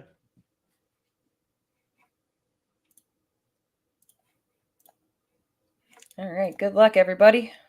I've got all night from the inside. Steps up. I've got all night. She's in. Not after Happy Birthday went to the barn. Right. Miss Z is next. We are approaching post time for the 7th race. Here By that, I comes mean the East scheduled Coast post time. Cowgirl. One race behind. Could be worse. Could be Yes. worse. Yeah, but we're having fun, though. That's all. American Diva. Exactly. She's in. Just 2 left to load. Dixie Mo. Dixie Mo. Uncle Mo. All right, let's get this 5. The 5's Vicar as well. Oh, I thought that was who you were talking about. No, that's I was looking at the next race, I think. Don't tell me it's the same connections and the same double and the same claim. I'll look. I got to look at that. No, I think you were looking at the 5 here. Oh, was I? Yeah. No, I don't think so, because I was looking at Mucho The Macho gate's Man now too. open for Dixie Mo to Oh, go look. in.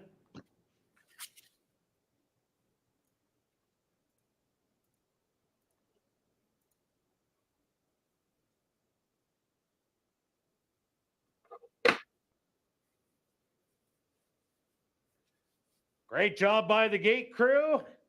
And now just waiting on Sherilyn Go-Go. Yeah, I was looking at the 5. The current My 3-2 favorite. The field is set. They're at the post. And they're off.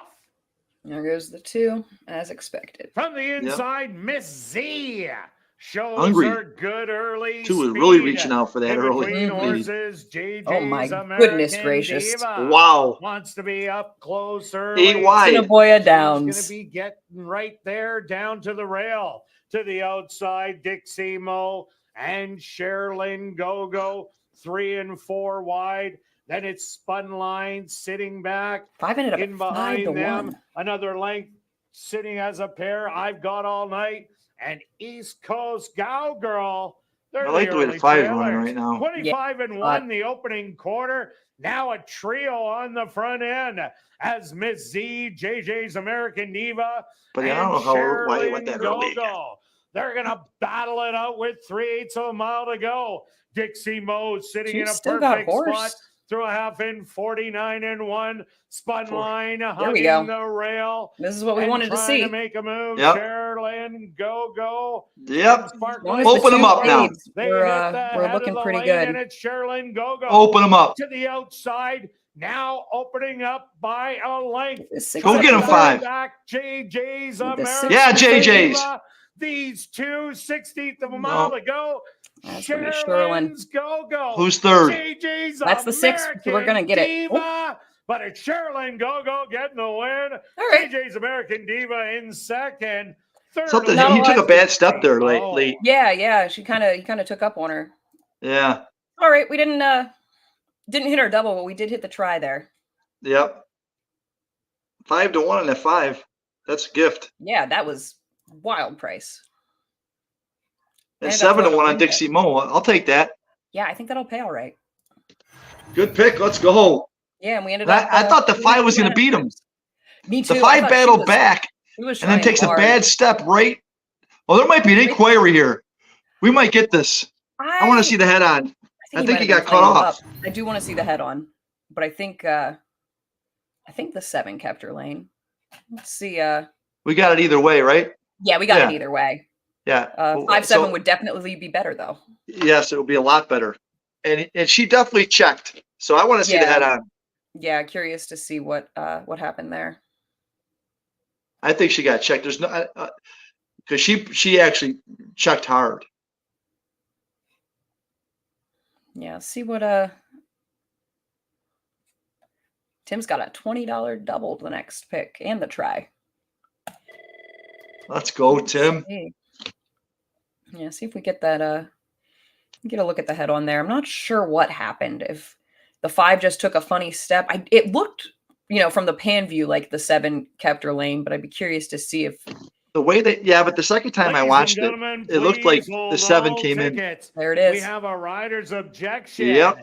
here in race number 6. Craven Badry aboard number 5, JJ's American Diva, has claimed interference against Ronald Alley and number 7, Sherilyn Go-Go, deep in the stretch. All right, drive. let's Riders take a objection. The way look they here. checked it had to be something. So this I think we might get this one. I got to see the head on though. Yeah, take a look. Because, yeah, that was a significant check. We both went, ooh, during the race. Yeah, exactly. I was scared for a second. Yeah, let's take a look. But good call on that 5, boy. We dug into the form, and that horse ran the game. Yeah, she's a nice one. Are you going to show us that on here? That could have been an easy $10 exacta too, that boxed.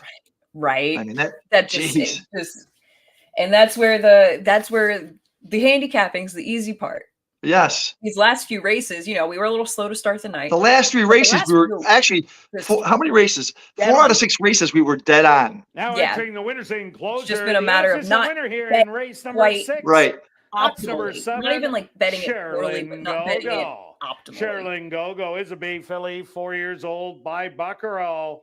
Out of the mare, Cute and Beautiful. You know what I'm understanding? They take the picture, even though there's an inquiry at Assiniboia. I don't understand that. Wendy Anderson. What happens if she gets Wendy Anderson and ridden to unofficial. They always do this. If I was an owner and I didn't get my picture, they must take the 5 again if there is cost. Yeah. I'm like, it's the 5. But I don't see the 5 anywhere. The barn now? What's that? So is the 5? Yeah, has the 5 just gone back to the barn? I don't know. Usually they hold up both of them. But instead of Assiniboia, they take the picture. Yeah. I'm like, what? Oh wait, is that 7-1? Oh, if they switch this, it's going to pay good. We went 50 cents too. It goes to number 5, JJ's American Diva. Third to number 6, let's take a look here. Mo. There it is. Photograph has been called to determine the 4th place. She's leaning in right now. You can see her head's tilted in. Yeah. Let's see if she keeps going. Pause it. Let's see what happens. Why are we pausing? Right. All right, here we go. He is hitting right-handed. Gets a little tight. No, he's milking it. No. Actually, his horse hit the rail. What happened was his horse hit the rail and took a funny step. Yeah. Yeah, no, this is no change. No way. Nope. This was a throw the rail or the shadow there. See the shadow? Yeah, I think. Yeah. No. Okay. No change. Yeah, there's nothing there. This will still pay all right. Yeah. Yeah. All right. Let's make it official. They don't need to look at this more than twice. Yeah. Yeah. All right. There we go.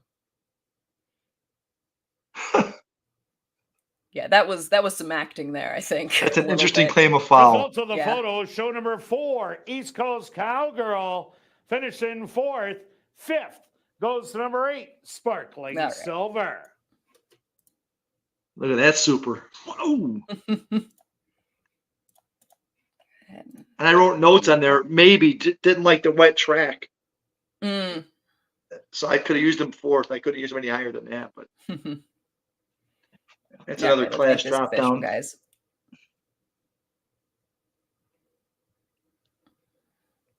No need to hold things up any longer. No, that's. I bet you it pays $12. I think it'll pay. Yeah, we'll see. More than that, maybe. I would love more than that because I did play it on my own for 20 cents. We got it for 50, right? Yep, we got it for 50. All right, pay $20. Yeah, I think the rider just kind of got spooked, overreacted. His horse was like going into the rail at the same time. I'm surprised you did a claim on it though. Yeah, the objection was a little like I could have seen a steward's inquiry because of the way it looked. Yeah, exactly. But not a jockey objection. Exactly. Yeah, you'd think the jockey. I mean, unless the jockey is just saying like hurting. But even then, there was no contact. You can't say that the horse was cost of placing. And I mean, the horse was not going by at that point. They're still looking at it? Right? No. They can't. Come on. Here we go. There's the official. Yeah. Come on. There it is. Tim's got the double going here. Good luck, Tim. Tim's got the double for $20 to the 8. So his best bet of the night. There's something to be said about that too. It's fun to watch all the races and it's fun to hit action. But if you do a stable duel and then find one race like this and hammer the double, something like that. If you really like 2 races or if you really like one race, play your stable duel and then just bet that one race and go at it. That's another angle, but it's fun to play. It's fun to have action. So all right, the try was 521. Oh, okay. But all right, we get $13.03. Oh wow, I thought I'd pay more than that. Right, me too. I thought that it would be all right, but all right. Man. We'll take our 1303. Yep. Look at that super 41. That one extra horse. Yeah, And the right. high five 1100, 7, 5, 6, 4, and 8. I've never bet that. Actually, Yeah. I have. One time I liked like 3 horses, so I went single, single, single, and I had like 5 and 5. I didn't hit it, but that's the only way to do that bet. Yeah. That's a crazy bet. Yeah, right, Rick. No wonder they took the picture. Yeah, when you actually take a look at that. Okay.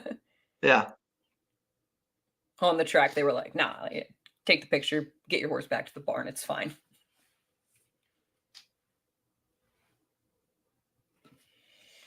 Take a look at the stable duel standings. Those high fives are tough because, like I said, sometimes the owner will say to the jockey, you know, if he doesn't have a chance to win, just protect him. Mm-hmm. And where anybody can get fifth then. Yeah, exactly. You got to almost use it all at the bottom of that. Well, Keith is back on top in stable duel and picks up some points with JJ's American Diva in here. You are? Keith is. Oh, Keith. Way to go, Keith. Woodville Road Stables. How many does he have left? How many does Keith have left in this? He's got 1 left, I think. Probably, hopefully the 8. Let's see. He's got the 6. Oh, I don't mind the 6, I don't think. Let's see. I think. Oh, that's at Racino. Yeah, Warfront. There you go, Keith. My Warfront horse. There is a. He hasn't done a lot lately. Yeah, he hasn't done a lot lately, but there's talent in there. Yeah. And there's third off the layoff. Wendy Anderson claimed him, second off the claim. Woodville Road Stables in that 3-way tie for 4th. Hey, it's the lowest she's ever ran, though. 3,000. I mean, I respect any Warfront horse. So Uncle Sully's in 21st. Had the 1 in the 3 in race 6. Has Anna Kuzana in the last. Anna Kazana. Where's Sean?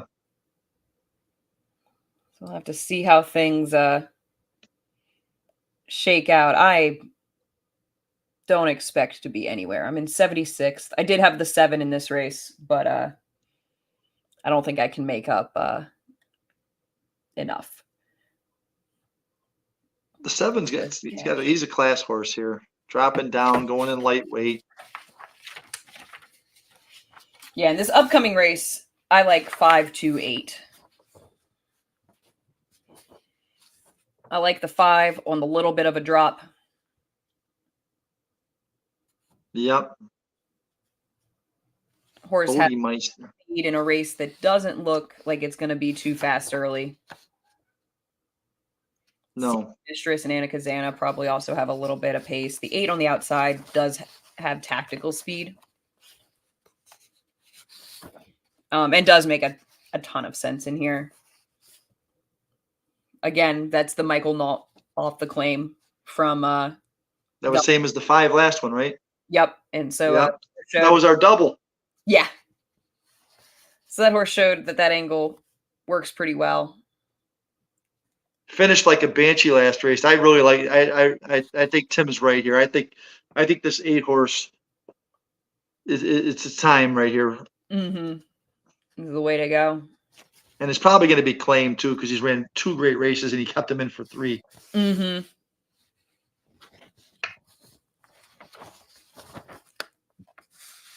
You have Antonio Whitehall and Anna Kazana. Yeah. We know where Sean's going in here. Whitehall hasn't done anything tonight. This could be his race. Yeah. He's stuck around for the last race, right? I think that's a Sean angle too. Well, that like a couple weeks ago, I think it might have been last week or 2 weeks ago. Remember, he missed the first 4 and then won the next 3. Yeah, exactly. He came in late. Yeah, and swept him. And I thought the 2 was interesting in here on the stretch out with those mile races. Going back to last year, has races at like Mountaineer and Belterra at a mile. Yep. I like the 2 in here. I got 8 with the 4-2, 8 with the 4-2-5-7. So I had a lot of them in here because I think it's a tough race underneath. I think the 8's the best Yeah. horse. Then I would use the 2, 4, 5, 7 or eliminate from there. But I don't like the 1. Yeah, I don't need the 1, 3, 6. I don't in the 3. The 3 isn't running at all, so you could take those right out of the race. And I didn't Not use the sure how I 6 feel even as about my the war 4. front horse, but I think that more I look at it, could use underneath. Hopefully for Keith, though, he wins. Yeah,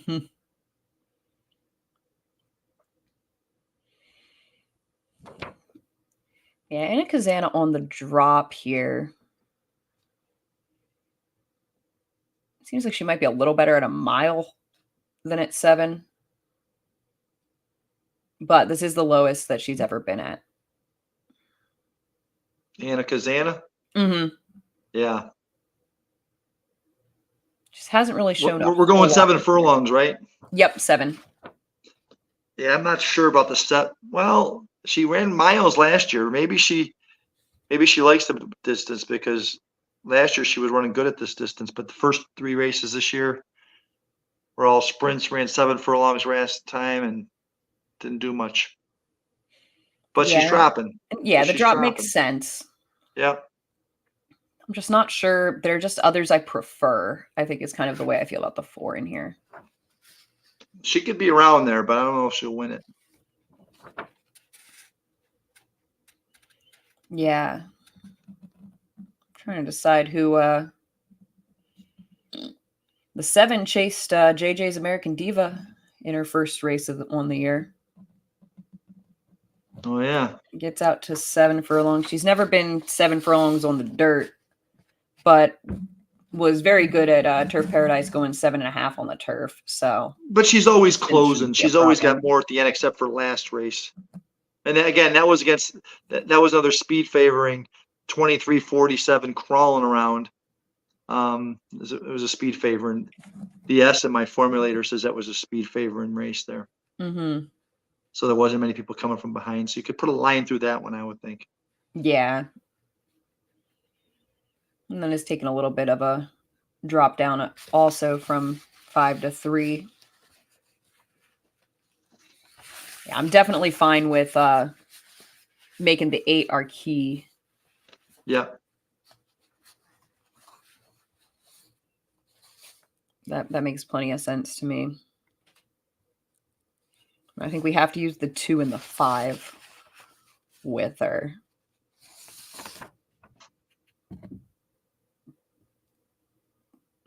Yep. What are our odds looking at right now? The 5 is the favorite, co-favorite with the 2. 8-7 to 2. Yes.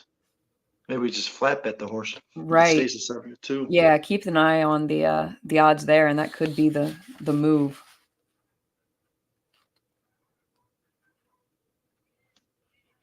Carolina Moon's going to key the 8 with the 1, 2, She's 5. trying for more distance. Yeah, that was the one thing that scared me a little bit about the 8 is that race at a mile was not great. Yeah. Going back. I do see, I don't have them in my form. I do see that she is 3 for 7 in the money at the distance, but has never won at the distance. That's at Delta Downs, that weird track. So I don't know. I don't know if that you can almost put a line through that one. I have to watch it, but that's the only, on this other 6 furlong race. That was last year in December. Chased and faded. Yeah, you look at that 6.5 at Fawner weakened. Yeah. So that was my one concern with the 8 was the distance, and that's the only reason she's my third choice and not higher up. But I'm all right. The fact that Tim is so strong on her. Exactly. You like exactly. That's it. It's the Tim angle. And I mean, she makes sense. She was my third pick in here, so I'm okay with. I think the horse will make the top 3. Yeah. Yeah, but I don't think we want to single her on top.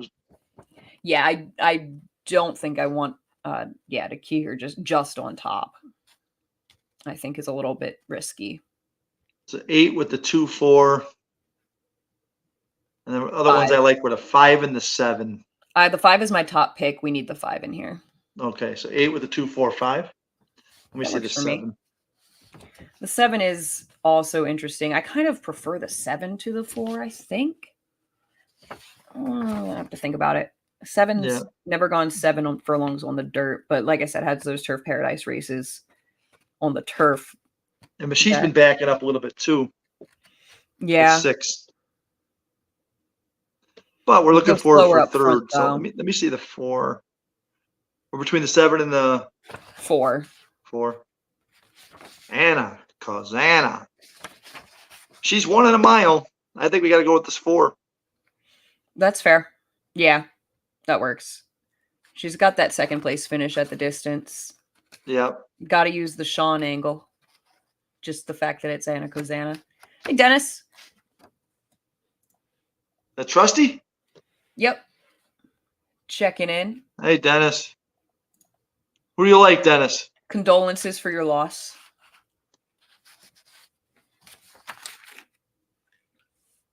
Neil's got a 258 exacta box. Yeah, I like that. Carolina Moon's got the 8 with the 125.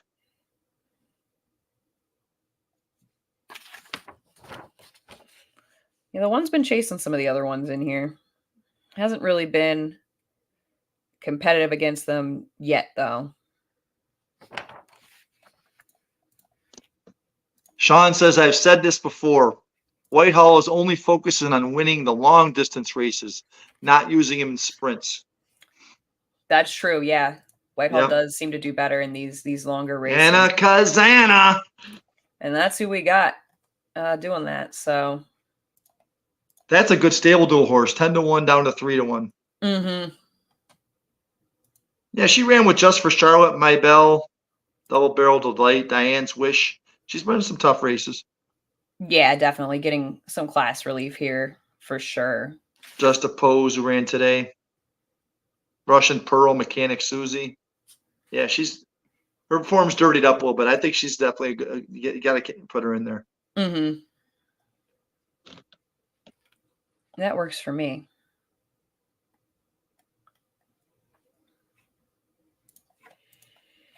That's one thing about Assiniboia. You look at these races and you look at who they run against. It Kim's Texas, like the horses, you know. Mm-hmm. Exactly. You can very easily kind of compare class and things like that. So what do we do? So we're keying the 8. We're keying the 8 with the 2, 4, 5. Yes. All right. How much are we doing? The try key box again? Yeah, let's go try key box.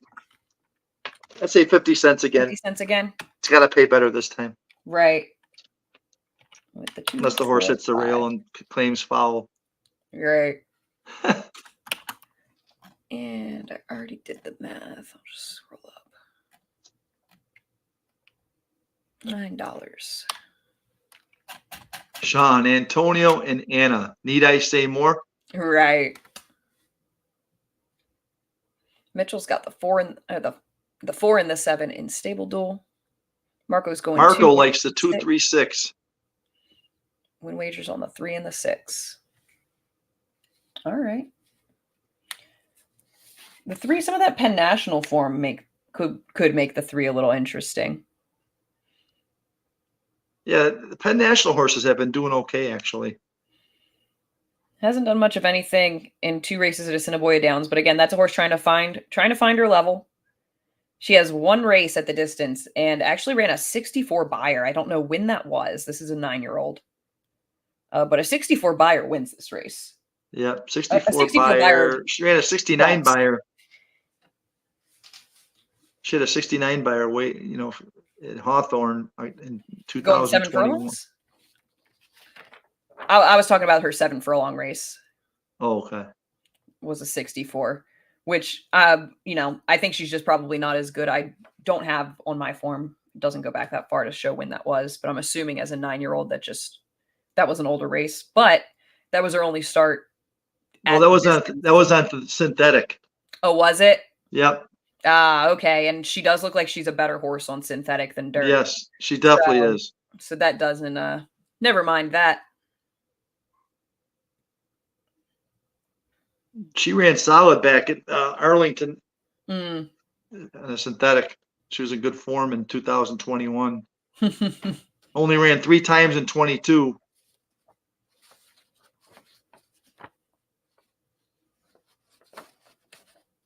But she does catch your eye a little bit.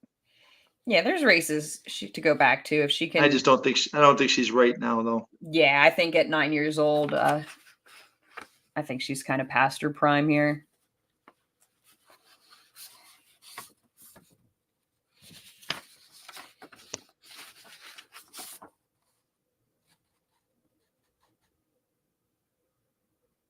Mitchell's got a good chance. Got the 4 and the 7, the stable duel.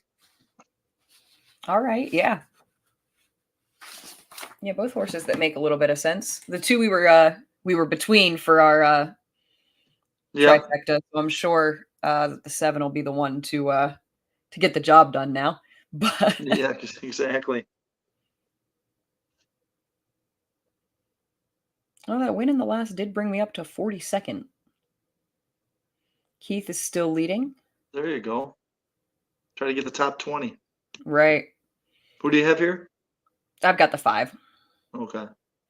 So I'm far out of the. There's no way I can win this unless the 5 wins by 50 lengths or something. But did you ever try to put 2 or 3 in the last race in case you're close to catch up? That was how when I cashed the other week, I really liked the last race. I liked a couple horses in the last race, so I ended up using it. Because if people go race by race, they get to the last race and they usually just pick one because it's all the money they have left usually. Mm-hmm. But if you could find the best way to do the stable duel is to look at all the races, and find the ones where you really want to go after, whether it's the 9th race, 7th race, whatever, and then fill in the other ones.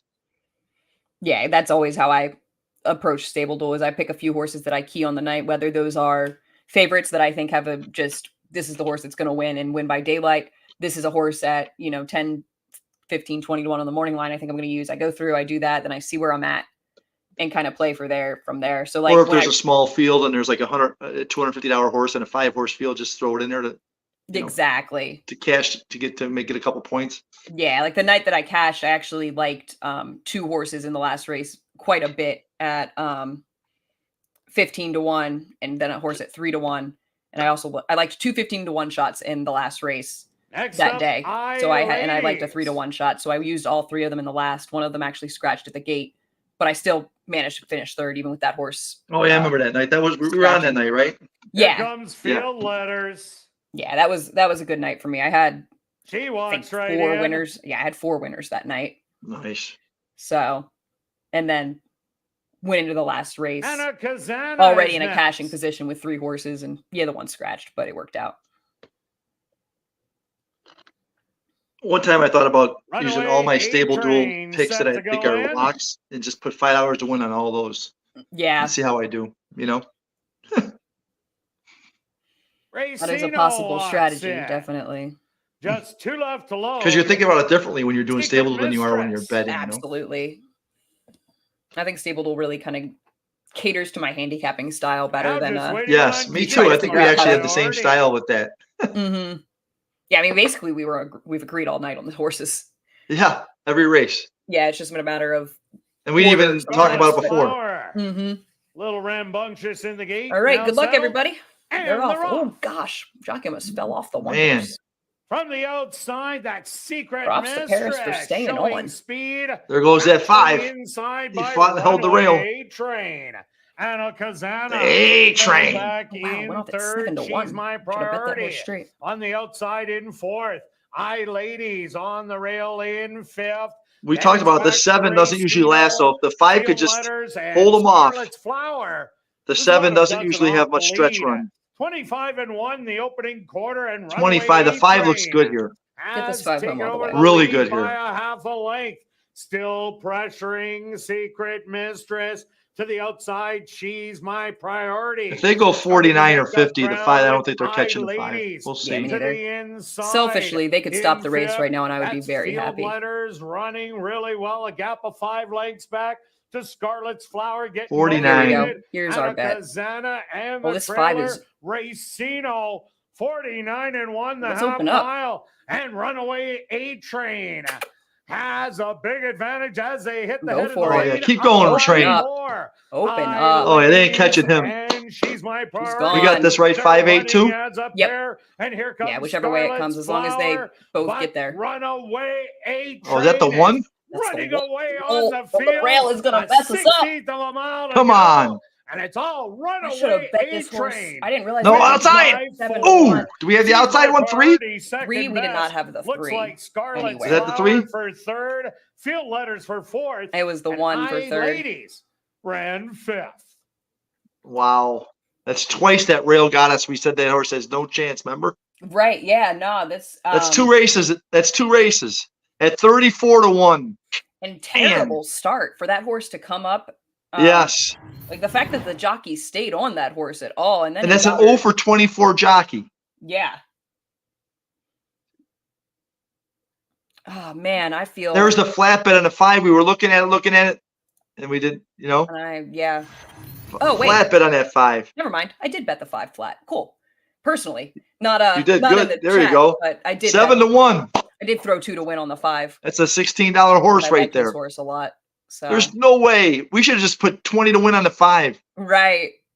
See, you get caught up in exotics and you're thinking, who do I go? Who do I go? And again, we said it all night long. It comes down to the fundamentals. Like, just look at the board. Why are we trying to find all these combinations? The 7 to 1 on the 5, that's a gift.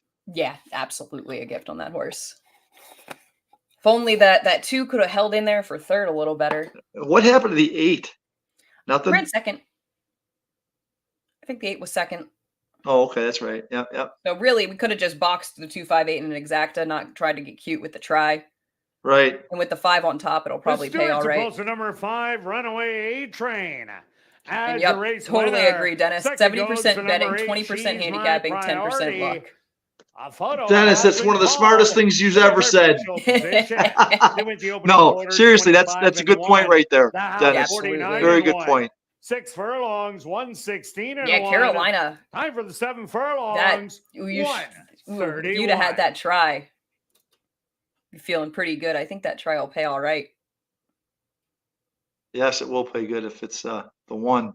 It'll pay really good. The late money knew that Anna Kazana had no chance. Now entering the winner's enclosure, the unofficial winner here in race 7. Yeah. Did they even call Anna Kazana? I think she was last throughout. I don't think they called her name. Mare, 6 years old. Yeah, once they did, I think. Out of the mare, Stefan Jess. I think Anna Kazana Whitehall was the sleepy time jockey. Yeah. The jockey on the 1, I don't know. Who came flying up? Was it one of our horses or was it the 3? That was the 1. 3. 1 and 3, yeah. The 1 on the inside and then the 3 on the outside. Look at that superfecta. That's going to pay box cars. Nice. With the 2 logical horses on top. Can't believe we got 7 to 1 on this horse. Like, I know. That's crazy. Just wish some of my stable duel picks had done a little better earlier in the night. I tried to get too fancy. I had 2 20 to 1 shots that I used in stable. Oh, you're going to move up on that one, right? You're going to move up pretty good on it. I'm not going to move up enough to cash. I'm well, he won by what? Not a first. He won by what? Did he win by? A lot? Like 4, maybe. Okay.